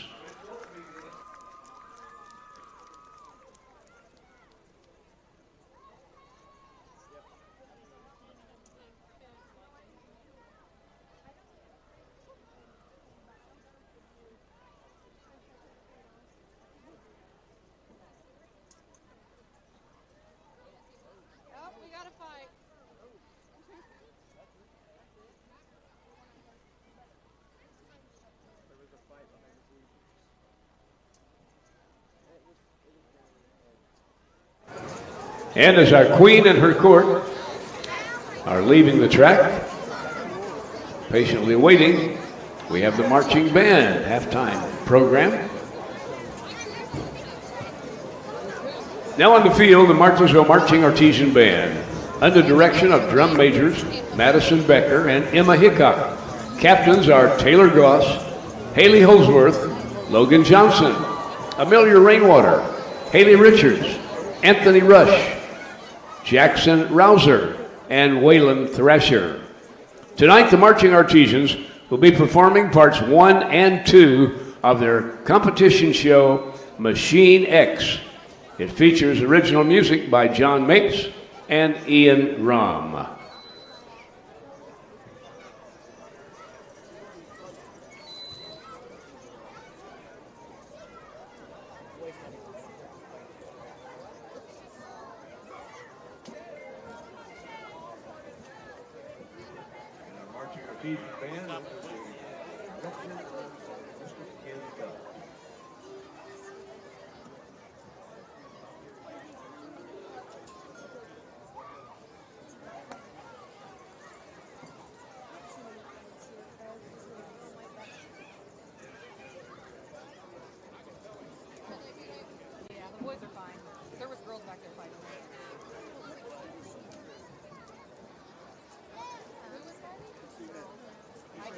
And now the Martinsville Marching Artesian Band.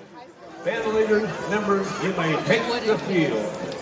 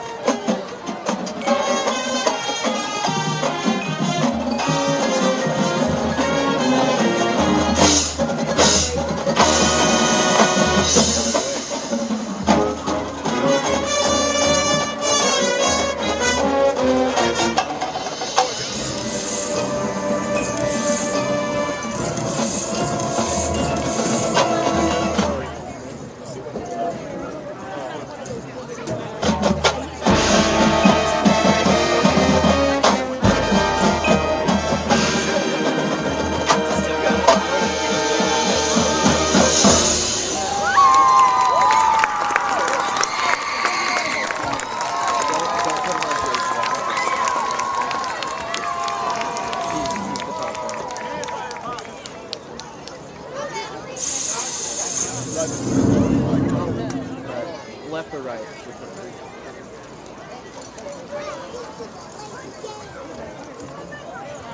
Okay, so...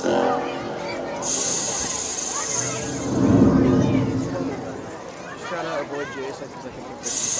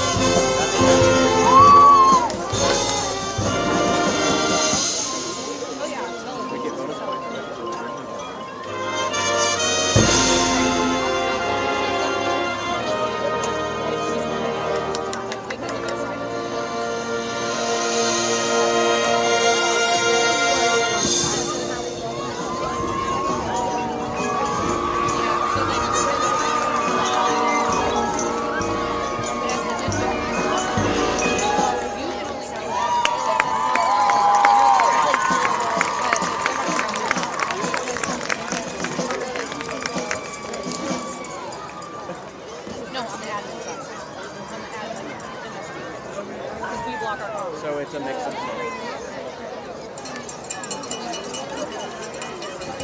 Martinsville marching band staff features visual designer Todd Clevenger. Instructors are James Powell, Todd Clevenger, Lily Weaver, Matt Rivera, Kaya Nix, Elizabeth Heath, Jacob Powell, McKenna Powell, Briar Brown, Greg Pearson, and Doug Singer. Band director is Mr. Ken Bell. Marching artisans would like to thank both the community of Martinsville and the Red Blue Crew for their outstanding support. One more time, let's give them a big round of applause.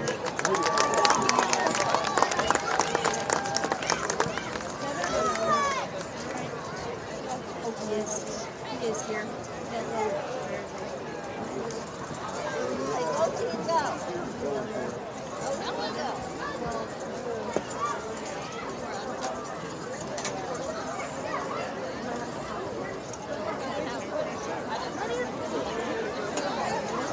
I think with the fact that we got 3 touchdowns in 2 minutes, I think we're looking pretty good.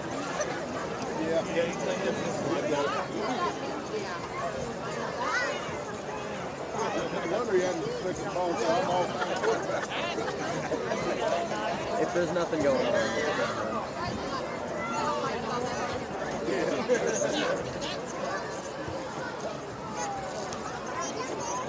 be a cheerleader?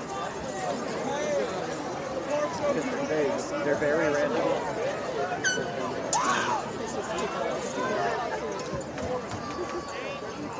It's a confection. There were 2 down there.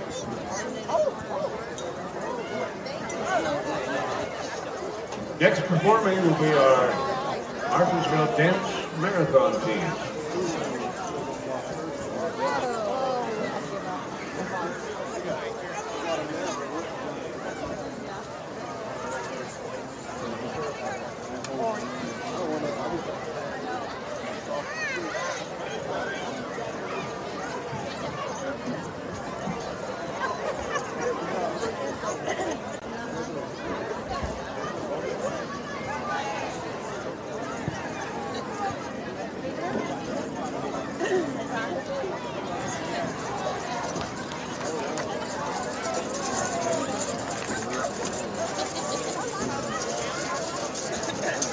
While we're waiting on our dance team, we'd like to remind you the Artesian baseball team has a few items for sale if they have any left. And at the entrance of our field tonight, we'd like you to stop by and get a baseball shirt, pants, meet the new coach, Mr. Phil Webster.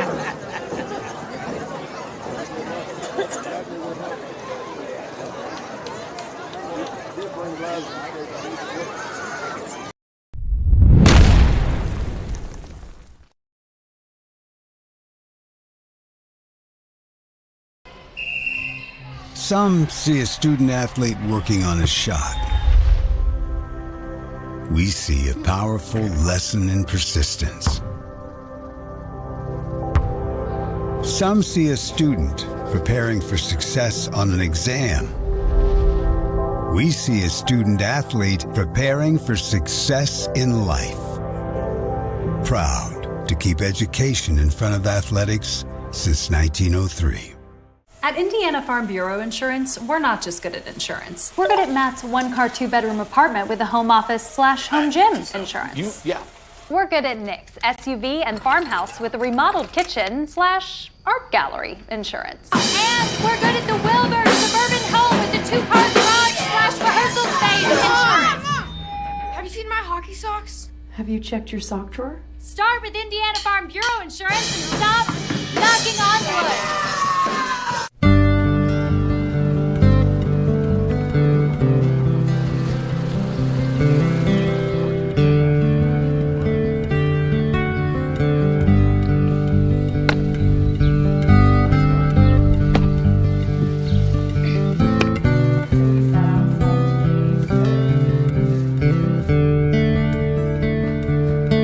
I'm gonna do that.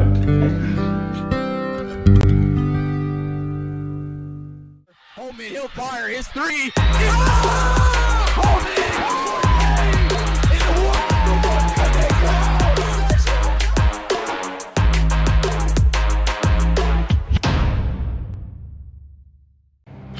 Some see a student athlete working hard in the weight room.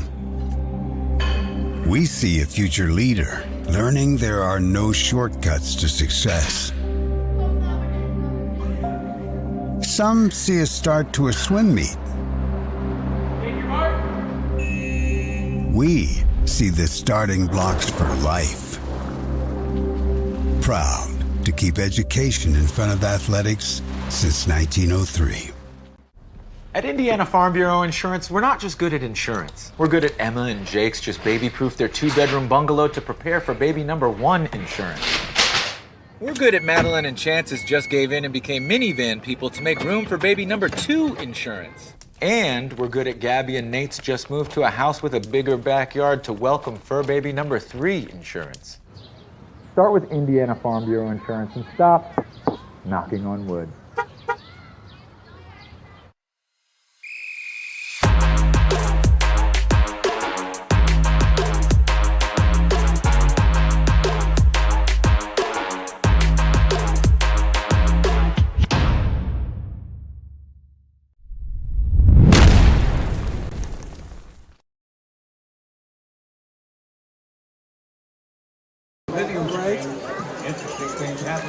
And welcome back, everyone.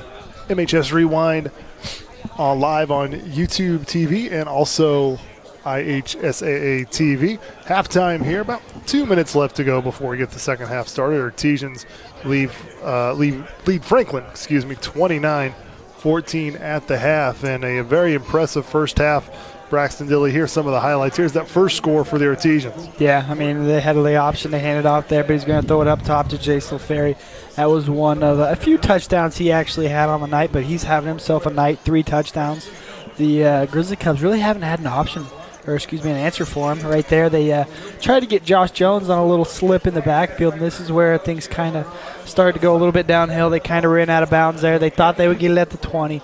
They actually had a safety there, which really gave the Artesians a little bit of momentum boost, but credit to their defense. They made another big stand. They kind of ran down the field and scored right here. This was a big throw. Reynolds all the way down to LaFerry. LaFerry does the rest. Yeah, that was a 68-yard touchdown pass, and I think that's the play that really started the momentum to build for the Artesians. I definitely agree. That one kind of led one thing to another. We had Brandon had a pick six, which I'm sure we're going to see that here eventually. Then right here, Braden Shrake. We've talked about him. He's the guy who's just going to get things done on the ground. Right there, big, long run. Kind of took an awkward tumble there, but he was able to bounce up. So, I mean, this Artesian team, they kind of started off slow. I mean, they responded. They would score. Franklin would score. Franklin kind of got a little bit of momentum. And then towards this second quarter, I mean, they just blew up right here. Jace LaFerry. There's Jace LaFerry. That's number 3. It's touchdown number 3 for Jace LaFerry in the half. And you think that Franklin, all right, they're either going to, kind of couple passes deep, or they're just going to be conservative and run it. But fortunately for the Artesians, that's not what they do. Quarterback here for Franklin. This is the interception. Yep. Brandon Kent pick 6 to the house. This one was a huge momentum swing. I mean, things were kind of leaning into that direction, and they get the pick and the touchdown. That was huge. So, I mean, if you're a Franklin defense right now, you don't really know what to do whenever you got a guy like Braden Shrake. You hand the ball off, he's going to get you 3 or 4 every single play. Then whenever you got the passing yardage, I mean, whenever you got the passing game just absolutely lighting it up, I mean, it's hard to find an answer to stop this Artesian offense.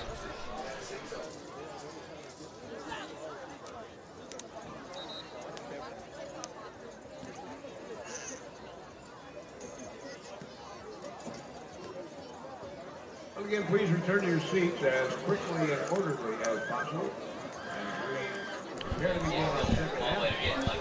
Like I said, Brandon Kent had that pick 6 at the end of the first half, and Brandon Kent, as we mentioned, big pick 6. He's had a rough couple of weeks. His sister was actually born at 32 weeks. She had a very rare cancer, along with a lot of other issues, and she inevitably passed away. I believe it was this past week. So thinking about him, and I'm sure he's had a rough few days. But to get that pick, I kind of saw him point at the sky. So I think this game means a little bit more to him. So we're kind of have our heart with him during this game, have the heart to the family, and what a better way to honor her to get that pick 6. And that was a big play from a very special kid down there in Brandon Kent. Yeah, sometimes you don't know what's going through all these players, hearts and minds and stuff like that. But just to be able to come here and kind of escape a little bit, just play football with coaches and friends and teammates and stuff like that is probably helpful. But thoughts and prayers out to Brandon Kent and his family, and a cool moment under the circumstances for Kent to have that pick 6 there at the end of the half. So. Starting off the second half, though, Franklin with the return to about the 35. Looks like Pinnock is back there, and hands it off to Lugers, who gets it across the 40 to about the 41-yard line. Yeah, Eric, we were talking halftime. We said the Grizzly Cubs, if they stick to their bread and butter, what they were doing in the first, mostly quarter, I would say, was you got Pinnock and then you got Lugers. I mean, what are you going to do? There's not been much of an answer defensively for the Artesians whenever they have that backfield. I mean, you got the QB running, Pinnock, he can take it anytime. You can hand it off, get a few yards. But that duo back there, really hard to stop it. We think we're going to see a lot of that this half. Luger's right there with first down with solid 5-yard run there, and gets it again and gets driven back, hard hit, but gets about 3 yards there. So it's going to bring up 3rd and short for the Grizzly Cubs. I think we had a couple of Artesians on the tackle there, but it looked like he may have fell for the first down, but that was a big pop there from the Artesians, giving these Grizzly Cubs a little bit of 3rd down early here in this second half of play. 3rd and about 2. You got to think that Franklin probably going to go for a run here, but you never know. When you're this close, I think they're probably already in 4-down territory, so would be quite surprised if they aired out. He's going to take it directly. Gets hit, but it's going to be close. He did fall forward. I think he's going to be short. Yeah, this may bring up a 4th and very short. Yep. You did mention he did fall forward, but talk about the D-line of this Artesian defense. They really got to push up front, and they met him. This is a tough backfield to stop on a 4th and shorter than even one. Yeah, this is one of those 4th and inches situation here. You got to maybe send the house. They're all inching up toward the line there, and Pinnock's he didn't keep it. He handed it off to Lugers, but Lugers he's got about 1.5 yards when he got what they needed there. Thought Pinnock may have kept that one, but smart decision. Hand it off to your running back. Let him get the 2 yards. Pinnock does a nice job with that RPO. He's kind of confusing sometimes up there. And there's Lugers are on the left side and pushed out of bounds of the 40. And a little stiff arm action there from Lugers. He got the edge once again.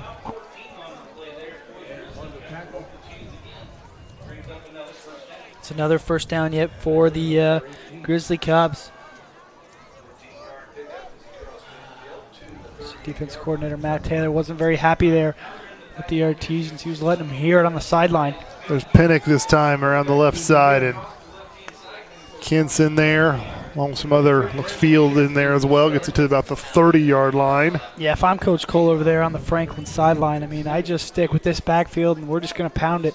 Because you know you can move the ball. You know you can score with this duo back here. They did in the first 2 drives, and then kind of got a ball on the ground.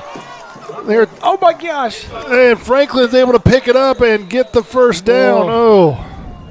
That is a tough break tough for the Artesians. Artesians had it. They had a shot at it. Yeah, that ball was right out there. I think the Artesians, they tried to pick it up rather than just jump on it there. I thought when player recovered it, he had the first down, but I guess he's just shy of it, so it'll be 3rd and short. Second, 3rd down here. It's the second time that Franklin's fumbled it. Both times they've been able to recover their own.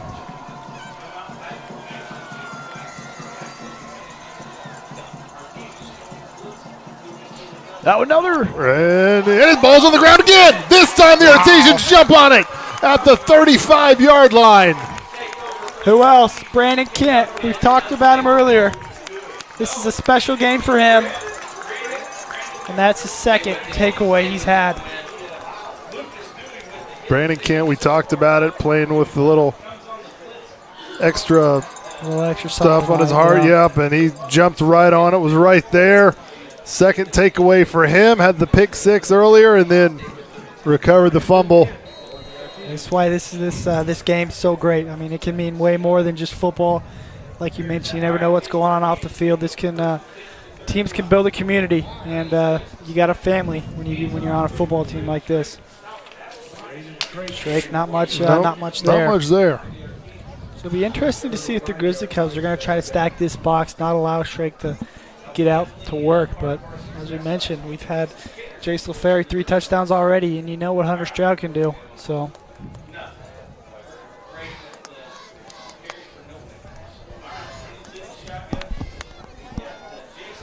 Looks like Reynolds will get some last words from Duggar here.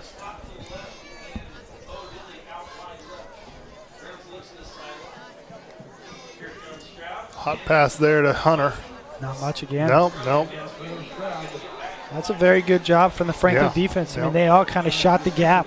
They didn't let him get the outside. They kind of made him force it back in, and you got 3 dudes right there. So now you're in a 3rd and long. Your team's going to have to air it out here. And Martinsville, loves to run that play. Now, I can't speak for the road games, the games that we don't broadcast, but the home games, they just haven't quite had that success the last couple ones. Greenwood kind of sniffed it out, and Franklin's done the same thing with that hot pass play that to Stroud that Martinsville likes to run a lot. See the Artesians dial up. It's been Jace LaFerry's game so far, so kind of look at him. And Reynolds is just going to have to tuck it and run, and he gets around across the line of scrimmage to avoid the sack, but only gets about a couple yards. So Martinsville probably going 3 and out here. Going to have to punt this one away. This would be a pretty big gamble to go for it here on 4th down. About 4th and 8 you're looking at, and ball's at the Artesian 36. I think they're going to bring out the punt squad. Yep.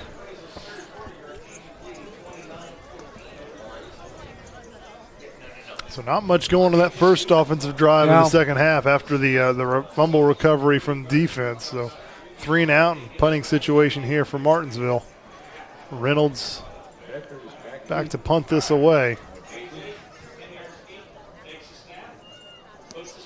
Plenty of time, kicks it, kind of a side kick, and goes out of bounds pretty quick. So gets it about the 33-yard line. So not the best punt because you don't get that roll that you was looking to get as it went out of bounds pretty quick. But Franklin will take it over at the 33-yard line. Defense back out there. Grizzly Cubs going to have the ball in a pretty nice spot. Yep. See if the Artesian defense, as we mentioned, they've come up really big these past three times they've been put to the test. See if they can come through yet again.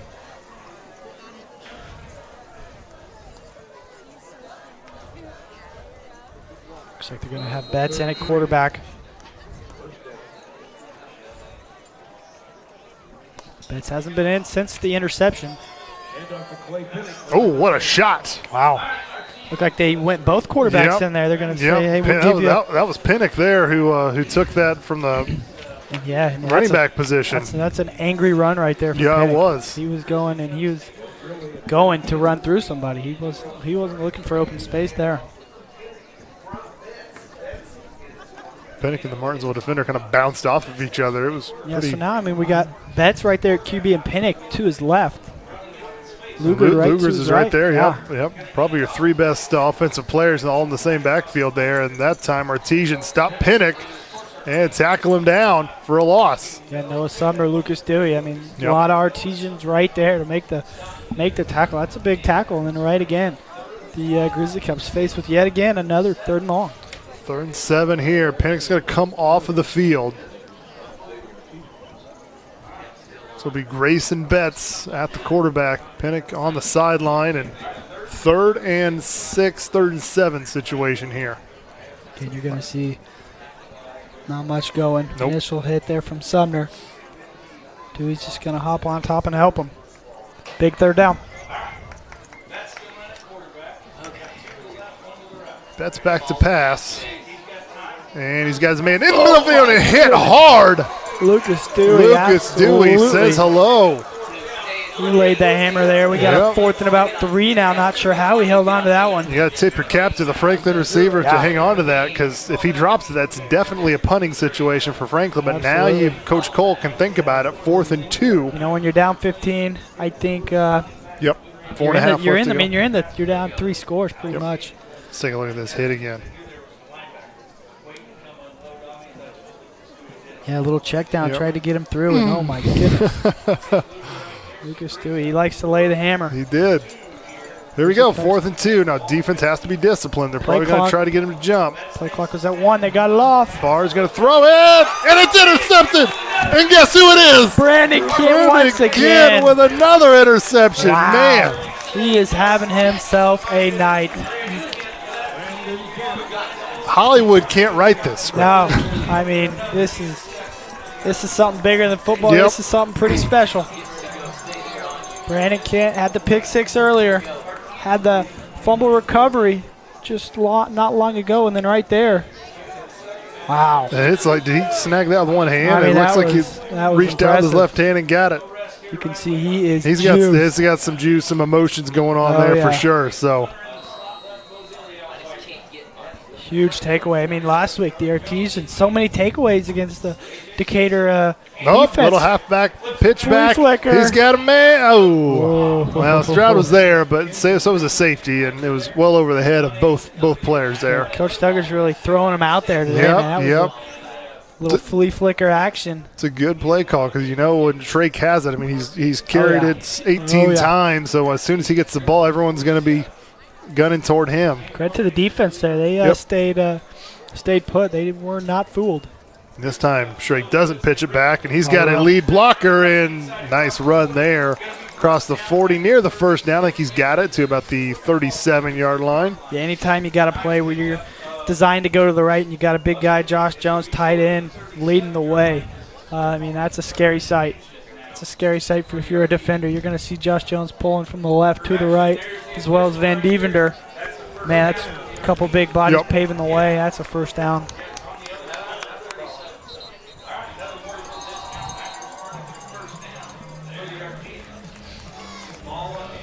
Artesians in no hurry here.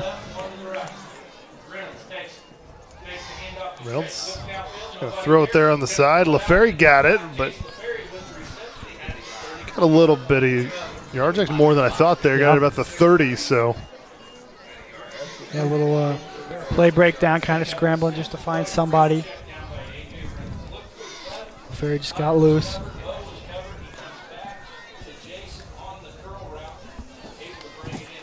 2nd down and 4 coming up. 3 minutes to go in this game.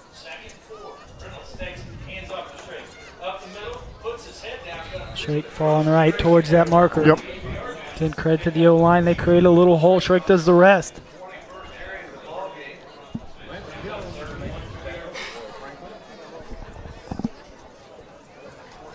Third and short here.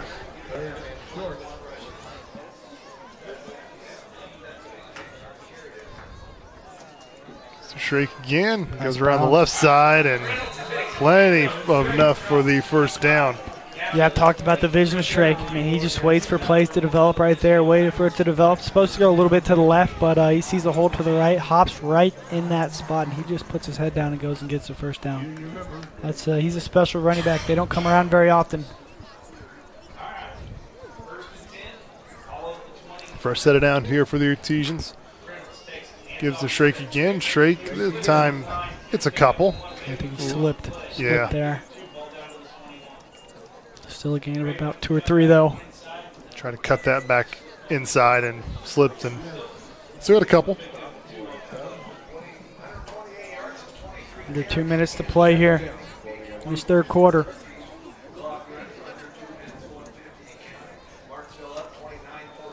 He's looking at LaFerry. He's looking at LaFerry. Little double move. It should go.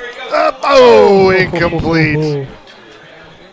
They like to do that little hitch and go action, do a little pump fake, try to get him to bite. He did a little bit. He had some separation, but if he recovery. leads LaFerry just a little bit more, I think he's got it. Yeah, LaFerry had to kind of stop and fight 2 defenders. I thought he was maybe going to come down with it for touchdown number 4, but just could not.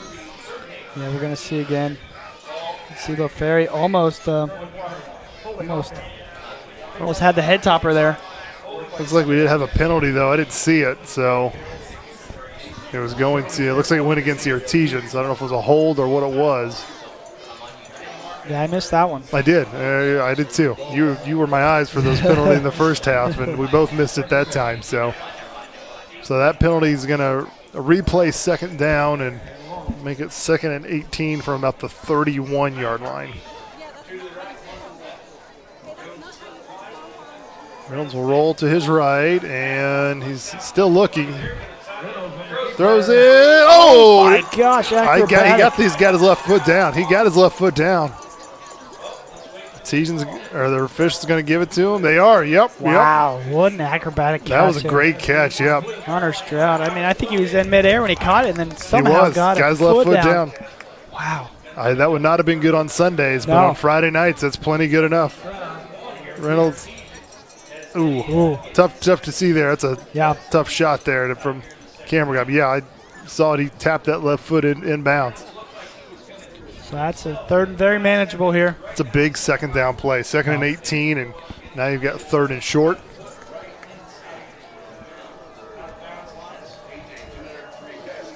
Shrake. And he's got it. I think he's got enough for it. Yep, he got an extra yard, so another first down. This drive just continues for Martinsville. Yeah, I mean, I wouldn't expect them to do anything else other than keep it on the ground here. Maybe even take it to the quarter before they even punch it in, because they are in no hurry here.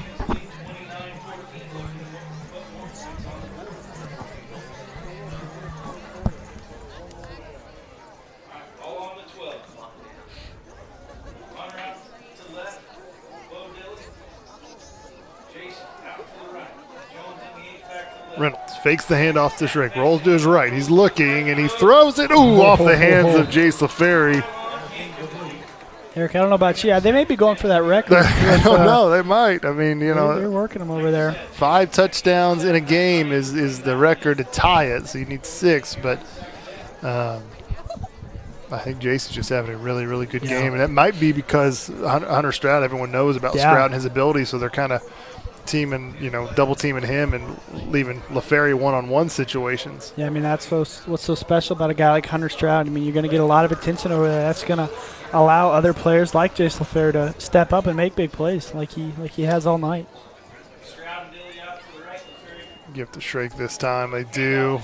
Shrake jump move and gets across the 10 to about the 6-7 yard line. So another strong run by Shrake. And Drake's not afraid to leave his feet to get that extra yard or two, is he? He does that a lot. Yeah, he's not afraid to leave it out there.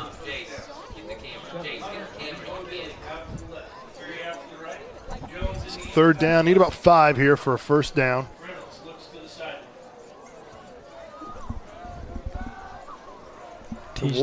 We'll have to snap it. 24 seconds left on the game clock, 6 on the play clock. They snap it to Shrake. Shrake, not much there.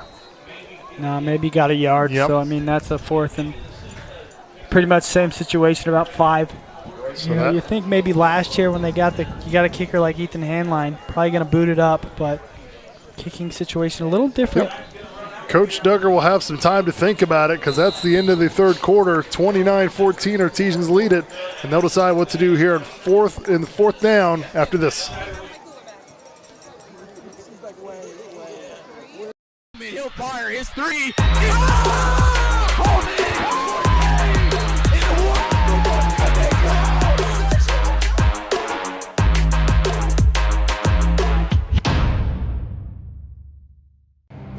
Some see a student athlete working hard in the weight room.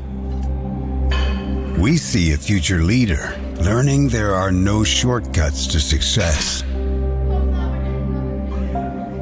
Some see a start to a swim meet. We see the starting blocks for life. Proud to keep education in front of athletics since 1903.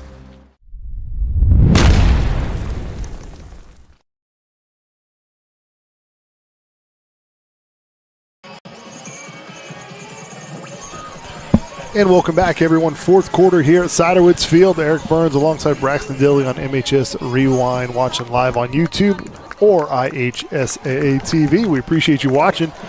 Like I said, fourth quarter, Artesians lead it 29-14. Homecoming here at Ciderwoods Field. Artesians 4th and 4 from the Franklin 6. Coach Duggar deciding to kick it. And Braxton, we kind of talked at the break. We think this is probably the right decision. Yeah, we definitely do. I mean, you're getting 32 on there. If you get this through, which will make it a 3-score game, which really, with there only being 12 minutes left in this game after this kick, time is not in the Grizzly Cub favor. Rollins hit a field goal last week against Decatur Central. Kick is up. It's good. Looks good. It is good. So Artesians extend that lead by 3. They go 32-14 now. And now it's a 3-possession game. That's the important thing. They had a 15-point lead, so 2 touchdowns, 2-point conversions, and then Franklin's in the lead. Now they're going to, if they do that, they're still going to need more points to come up with. Yeah, this is Franklin's going to have their back against the wall now. There's really not much room for error. You got to take every possession with a lot of pride, and you cannot turn the ball over, and you really got to get some points on the board.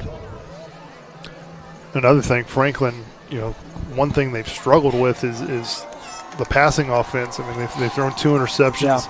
Yeah. They just haven't got the passing game really going. And you kind of have to start passing it here. I mean, you can't just keep it on the ground because you're going to run out of time. Yeah, they're definitely going to have to lean towards the air. They've had, as you mentioned, I mean, the passing game hasn't really been there.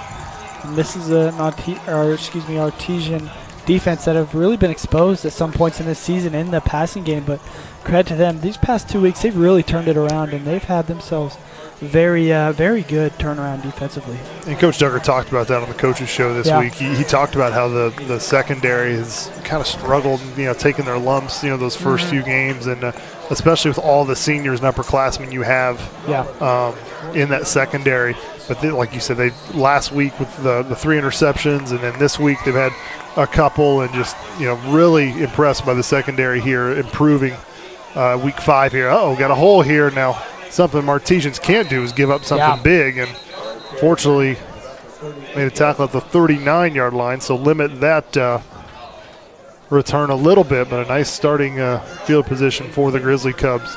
Yeah, as we were kind of talking about the defense there, one thing Coach Duggar wanted them to do was do their job. There's a lot of plays where a lot of the corners and different parts of the defense were trying to do too much. They were trying to be in 2 spots at once, but Coach Duggar really hammered it home these past couple weeks and said, hey, if you do your job, we'll put you in the right situations to make those big plays, and they've done just that. And these past 2 weeks, I mean, it's been a night and day difference with this defense, just making big plays, stops when they need. It's been a really, really big turnaround. Hand it off to Lugers there, and he gets hit hard. He's getting dragged down behind. Yep, someone came up and hit him from the front, so that's never feels good. Luger's still able to get a couple yards, but took a shot out of it. Second and about 8 here.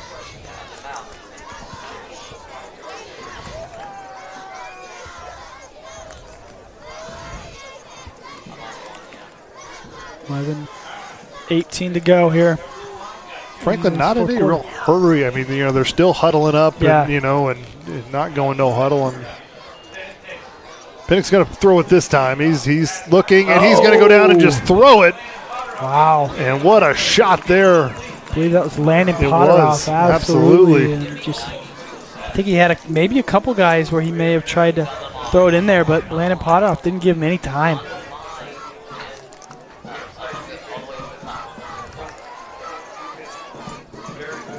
Landon Potteroff, number 92, who came in with that quarterback pressure. Pinnock lucky to get that away and get that past the line of scrimmage to avoid a penalty, but 3rd and long here for Franklin. Pinnock's going to throw it. He's got time this time, and he does find his man right in the middle of the field for a nice completion for the Grizzly Cubs and a first down. Much needed for Franklin. Richards again. I mean, he's been really the only story in the air. Been their only receiver to complete a pass, yeah. He's found some open area quite a few times tonight. Something didn't happen. Movement for sure, yeah. Well, the center did not snap the football is what happened. Not at all. False start. Offense. 5-yard penalty. Still first down. Yep, so after the false start, that'll back them up 5. That's one of those where, usually in college or NFL, the referees will say false start everyone but the center. Yeah. I heard that one the other day watching college football. Those are the best. The center thought the snap was on 2 and it was supposed to be on 1. Oh, yeah. So 1st and 15 after that 5-yard penalty.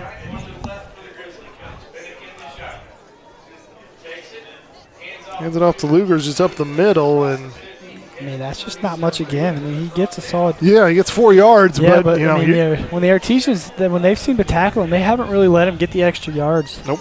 And they've really hit home, wrapping up, tackling, not letting him get anything extra. So now we got a 2nd and long. At this point in the game, if they'll probably give up 3 or 4 yards if they want. They just don't want to be giving up the big play. It's Pinnock, and he avoids the first sack, and he's going to roll to his left, direct some traffic. Oh! Off the fingertips of Logan Poppy on that far side. Yeah, that one could have put really divot in the Franklin Grizzly Cubs' plans if Poppy would have came down with that one.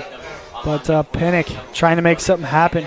Trying to get it to Richards once again. Yep, Quentin Richards. That's their go-to guy. So. Yeah.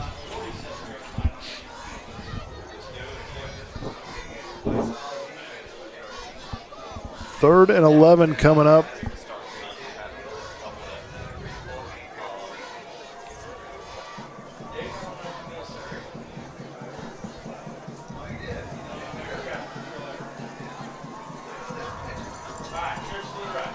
Penny back to pass. He's going to throw it, and he left it short. So incomplete pass there on the far side.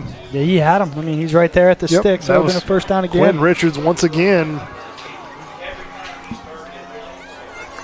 Yeah, Richards, he's been the only target in the air. So I would be a little surprised if the Franklin punt, but I think they're going to. They're setting up to punt right now, and I am too a little bit. I mean, you're down 18 points here. Yeah. And low snap. Yeah. Uh-oh. Artesians, did they jump on it? I think they did. I think they did. Yeah, they did. It was close, and that's the last thing you want. But Benfield, after the little trouble with the punt, jumped on it, and Artesian offense will take over at their own 11-yard line, 12-yard line maybe. 9:50 to go in this ball game, and Artesians sitting well, 32-14. Can't get too comfortable, but still. Yeah, I mean, I think you'll see very little passing, if any, here. I think you got to pound it with Braden Schrake. even if you're not getting a lot, I mean, you're wasting some time. I think a first down or two will be huge on this drive. Just got to hang on to the football. Just take care of it. You know, if you're Braden Shrake, he put one on the ground. Fortunately, it rolled out of bounds, so didn't lose the fumble, but Shrake gets a couple. Clock will continue to tick. 9:40 to go.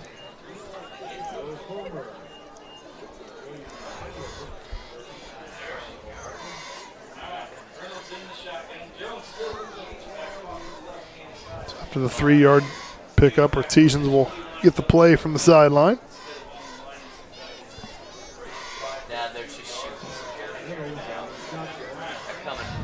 Uh-oh. Had a little bit of movement, but didn't cross the line. 6 seconds left in the play clock, and Artesians using all the clock they can. I think they may have got him here. Prior to the snap, lay a game, offense, 5-yard penalty, second down. Yeah, so that's what you don't want. Yeah, that's kind of frustrating. I mean, you knew to when to snap it. It was about 2 seconds left, and you snap it after the play clock's down. So pick up a second and about 12, maybe 13. Fakes the handoff, gives it to Jones there, lowers his shoulder, gets across the 10. Yeah, not a big gain there. Nope. Does keep the clock moving, though. Yep, I think that's the main goal right now is just to keep that clock moving.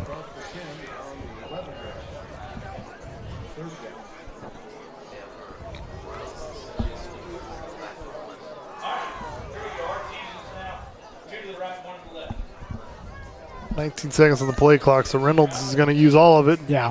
Hopefully avoid the delay game this time.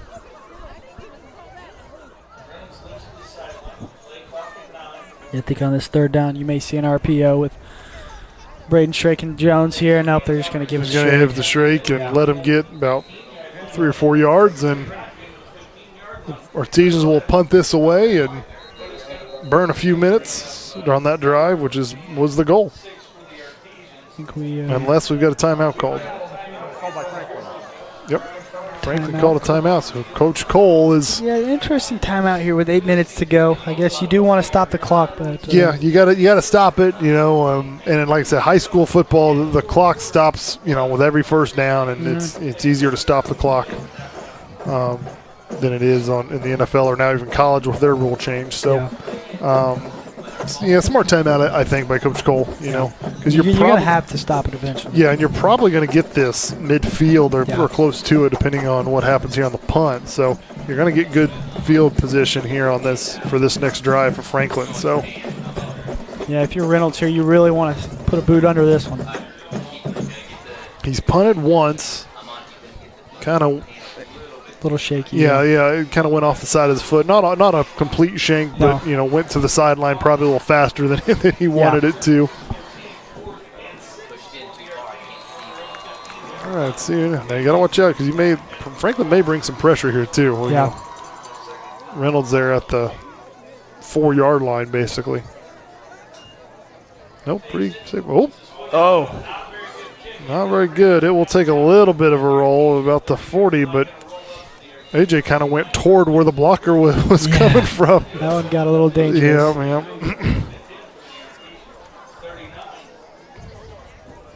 Not the best punt once again, but nope. Grizzly Cubs got it where they want it. Yeah, they did. You know, so 7:55. They got less than under 8 minutes, but they do need 3 scores. So obviously, Artesian's still in good shape, but. Like I said, can't get too comfortable just yet. No, not at all. Good thing for the Artesians, Franklin has really not shown much of anything in the passing game. So just keep doing what the Artesians have been doing, and they should be in good shape. Betts through it. Yeah, I think if Richards does end up catching that one, you have Poppy flying over there. Yeah, Poppy was coming. He didn't look like he was looking for the ball at all. He was going straight for the kill. And that's been the only receiver they've been targeting all night long. Yep. Usually with the past few years as a Franklin team coached by Coach Cole, you see a lot of a balance when it comes to the passing and the running game, but he's very smart and knows what to do with his personnel. Grayson Betts back in the game here. He's going to. No, he's got pressure, and he will go down. Once again, Lucas Dewey. Lucas Dewey's having a big game as well tonight defensively. Comes up with the sack. That's a huge sack. I mean, it's putting them deep behind the sticks, 3rd and very long.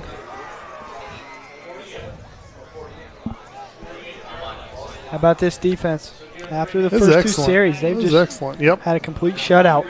Done really, really well, and building off what they did last week at Decatur Central with the 5 takeaways, and they've gotten 3, I believe, tonight. Artesian defense really stepping up here the last couple of weeks. Betts has it. He's going to unload it. He's got a safety help, and it's picked off by Logan Poppy.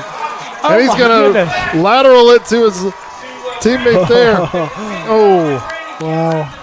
Kent had it, and he got it up to the 25. A smart heads-up play by Logan Poppy. Yeah, I'm not sure Coach Duggar was very happy with it. He had to have been a little nervous. I saw Coach Box, the corners coach, he put the hands on the head when he did that. It's one of those plays you're like, don't do it. No. Okay, do it. You're good. I mean, Let's take a look at it here. There's the interception, and he's got a guy on his waist. He goes, here you go. There you go. You can have it. Here you go, kid. Brandon, I mean, smart play. Got about an extra 15 yards on that. That's a heads up. That's a football play right there.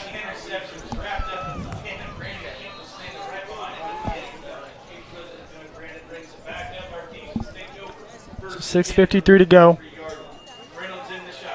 Shrake has it and tackled for a loss. Not much there. Yeah, I mean, that's what you're going to see. You're going to see a lot of Franklin dudes flying. Yep.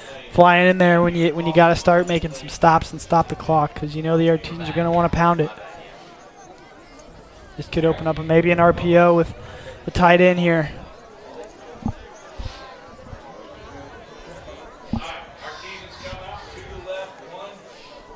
They're going to use all the clock that they can here.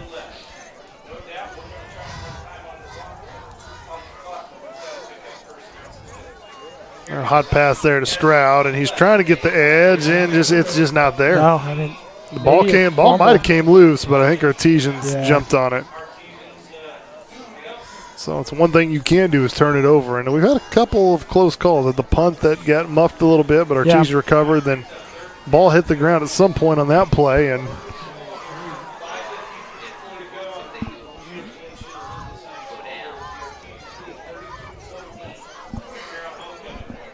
he's going to try to get him to jump.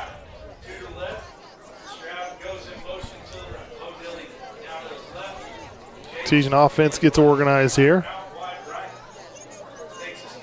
And they're going to hand it off to Shrake. Got some room. Shrake, yep, gets a nice little block on the outside, lowers his shoulder. Not going to be enough for the first down, but going to get close, about 2 yards shy, but I'm guessing Artesians here just going to punt this one away. And you'd like him to stay in bounds there, keep the clock moving. Yeah, I was about to say, you wish Shrake wouldn't have just gone down instead of getting that extra yard.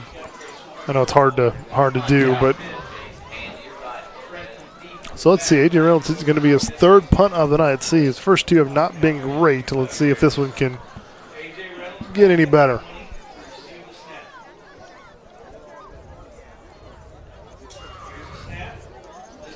This is a much better punt. Wow. Yeah. Uh-oh. Did he get it? Oh, my gosh. Ball's still loose. It's still loose. They're going to say Franklin's got it, but that was... Oh, that was a shot. It was a shot. Yeah, I don't know who was that Stroud, the gunner, who came up. The return man had a little trouble picking it up. Yeah, and then he just flew in there. Yeah, and then he took a shot, and the ball's loose. Let's take a look here. Yeah. I mean, he's trying to pick it up there. It hits his foot there, so it's a live ball. Still gone. Yeah, it was Stroud who came in, but... That could have been interesting, but you got 5:16 to go. Yeah, it was a much better punt there by Reynolds, too. And yeah, that was a nice punt. Best one of the night by far. So now with 5:16 left to go, Artesians up 18. Franklin's just going to hand it off here.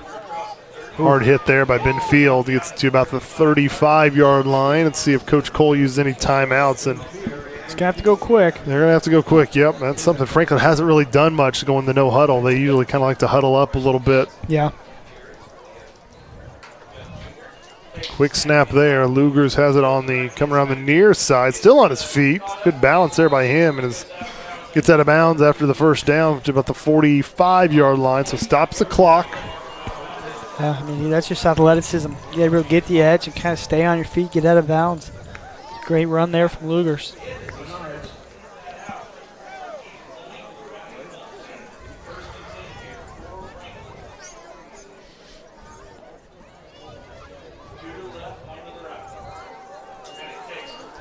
Pinnock looking to pass. Gonna roll a little bit and throws a fastball through the hands of his receiver and incomplete.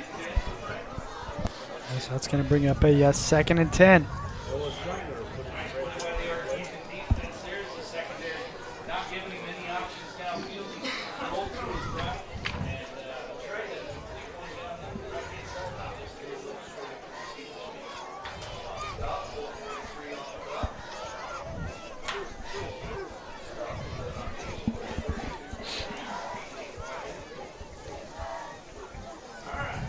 Second down coming up for Franklin. Quick little pass and caught 18 and spun out of bounds before getting to the first down. So that will stop the clock for the Grizzly Cubs. But it's Luke Beckert, his first catch. I think it's like we said, the first catch by anybody not numbered 81 named Quentin Richards. Yeah.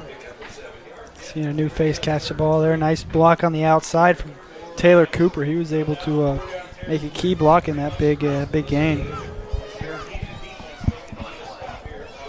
So 3rd and about 3. You got to think they're in 4-down territory at this point. Absolutely, yeah. Franklin Pinnock's going to go back to pass, and he's got to tuck and run. He's got some room in the middle. He's going to slide near the 30 or 40, excuse me.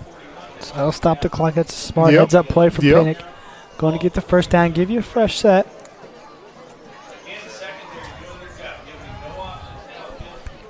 Pinnock probably going to keep it in the air. We'll see. Quick pass there to Richards. Richards cuts back in and tackled from behind at around the 35-yard line. So that will keep the clock running unless Coach Cole uses a timeout. He does not. So Franklin's going to hurry up here a little bit. Pinnock rolls to his left. Looking downfield. Flips it. Ooh, off the hands of Kent. I think it was over there. See who it was. That was almost an interception over there. I believe that's Sean Hedrick out there. Yeah, it's Hedrick there, number 36. He's a senior, getting a little bit of time here late in this game.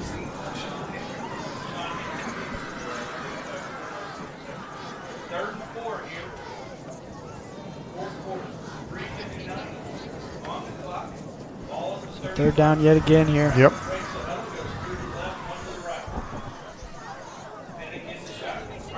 Pinnock's going to bring it himself, and he's got some room and tackled from behind by Barnard. He carried Barnard a little bit. Yeah, it was a nice finally bringing him down there from Trey Bernard, but that's going to move the sticks, stop the clock for a brief period of time because the Cubs are moving it right now.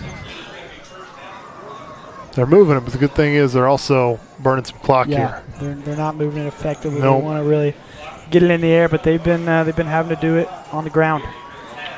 And passes it, and incomplete. Couldn't hang on to it. It's a good ball there.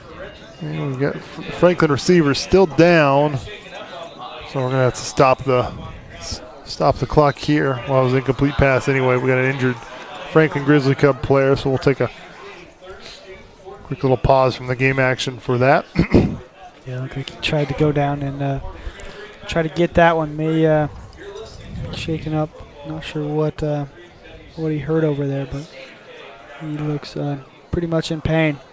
So Artesian defense, a really good job like you said, Braxton, after those first 2 drives that led to touchdowns by Franklin Grizzly Cubs, you kind of wonder, like, oh, man, what kind of game we're going to have where it's going to be, Martinsville offense is going to have to match everything Franklin offense does. But, they made the adjustments they needed to, tighten some things up. And they completely flipped the switch. Absolutely. I felt a lot of the momentum was on the Franklin side for a good part of that first quarter. And then one thing led to another, and the Artesian defense really has stood tall. And, they've really had some really big stops, really big turnovers. They've really had themselves a night.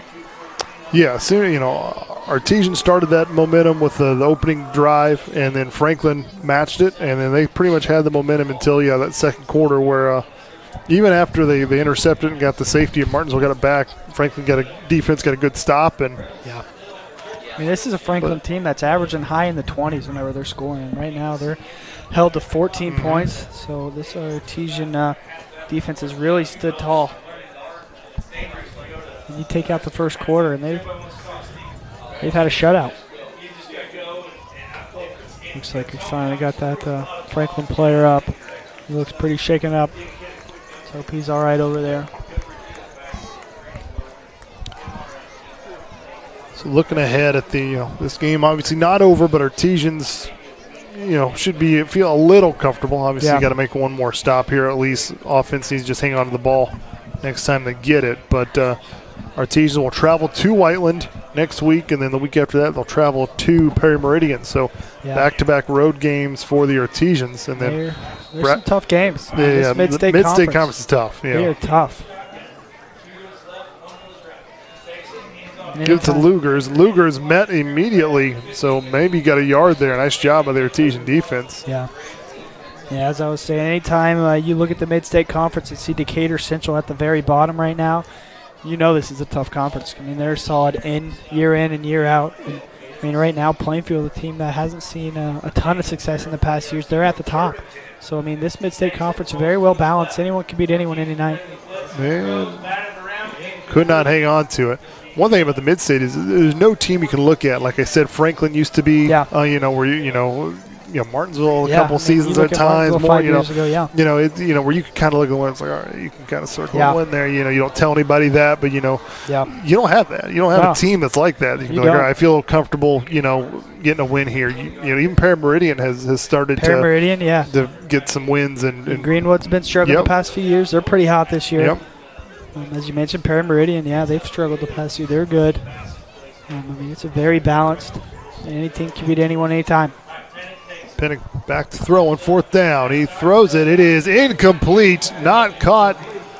And Lugers could not hang on. And that might be the final nail. 3:07 left to go. Artesians can take over. And as long as they just hang on to the football and, run a few plays, they should be able to, even if they have to punt this away one more time, they should be in good shape. Yeah, they definitely. You won't see the ball in the air on this possession. Nope. You'll see Braden Shrake just doing his thing. I think if you get a first down, it's they won't even have to worry about punting. But see what they're going to do. So Artesians on the road at Whiteland, at Perry Meridian. That means Braxton and I will be back on the broadcast on October the 6th. Big rivalry game, Battle of the M Trophy, Martinsville-Mooresville here at Ciderwoods Field. As they hand it off to Braden Shrake. He's trying to bounce out to the outside. Doesn't get anything. Yeah, you talked about the Battle of the M. Martinsville, I believe, they haven't won the M since 2017. Mooresville has had Martinsville's number in the regular season and in the postseason for the last several years, so I'm sure our Artesians would love to get that trophy back. Yeah, last year they almost had it. That was a wild game over there in Mooresville, but this year I wouldn't expect anything less. They've had a couple close games against Mooresville. It seems like it's always at Mooresville. They have those really wild, down to the wire, close games. That one has a lot of high stakes in a couple of weeks. Shrake just doesn't get much, gets a yard. Braden just stay healthy. That's the last thing you want for anybody is just twist an ankle or something like that at this juncture of the game. Yeah, we expect again. Another handoff. Nearing 2 minutes to go.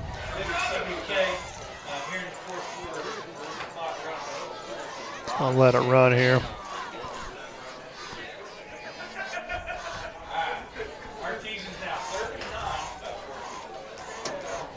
So that's 3 tough games coming up. Whiteland is always good. Coach Fisher does a good job with that program. Absolutely. Coach Tucker's going to call timeout here. Coach Fisher, he's a Hall of Fame coach over there. I mean, he's a special guy, been there forever. He's been running that, tie flight. Yeah. The high fly offense. They're a very explosive team. The Artesians, they were ranked 1 in the state, I believe, in 5A last year when they beat them. So that was a huge win. Martinsville got the upset win last year against Whiteland, and then Whiteland ended up going on a postseason run, going all the way to Lucas Oil Stadium in the state finals. They had themselves one heck of a run. Yep. Again, fell 1 game short of a state championship. Yep. But they're solid this year as well. So it's going to be a tough game over there in Whiteland next week. Like we said, more Parameridian, getting better. Much better football team have been the last, as coach or the principal there of Martinsville. Jeff Bell, he is fired up. He's getting fired up. Homecoming win. Wow, he is juiced. I'll tell you what. He is fired up.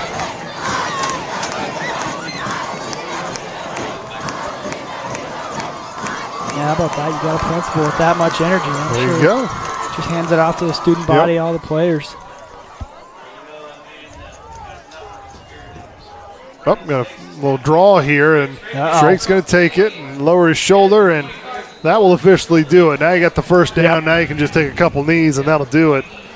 We'll give him the opportunity to run the best play in football, the knee. So Artesians will come away with a 32-14 win here on homecoming, and that's a good feeling. That's a huge win. This Franklin team, as I mentioned, second in the mid-state. They were hot, 3-1, coming off the big win, as we mentioned, against Whiteland last week. So this was a tough task, and the Artesians, they really prevailed. This is 2 big wins in a row. You're looking at the Artesians. They're 1-2. They beat Bedford, then they lose to Bloomington South, then they lose to Greenwood. You're a little worried. You're like, I don't know how the season's going to turn out, but credit to this coaching staff, credit to this team. These past 2 games, they've flipped the switch. They've turned it around, and this Artesian football team looks very, very dangerous. Yep. So they will move to 3-2, 2-1 in the conference. Franklin will fall to 3-2 and 2-1 in the conference. So are they doing a bonfire, Braxton? They used to always do that. They would have those pallets and just light it up, and you could see them from the highway. Yeah, I'm not sure if they are. I haven't heard much about it. I don't know. I'm sure if they are. Well, if you're on driving 69, just look over by the high school, see if you see a big giant orange glow. It's you usually can't miss it. You can't miss it if they are. So homecoming weekend. Yep. Great weekend. Yep, that'll be the final snap of the game. Artesians get the big homecoming win against Franklin, 32-14. I want to thank all of our camera crew and Eric Meyer for helping produce this broadcast. For Braxton Dilly, I'm Eric Burns. We will see you October 6th against Mooresville. Good night, everybody.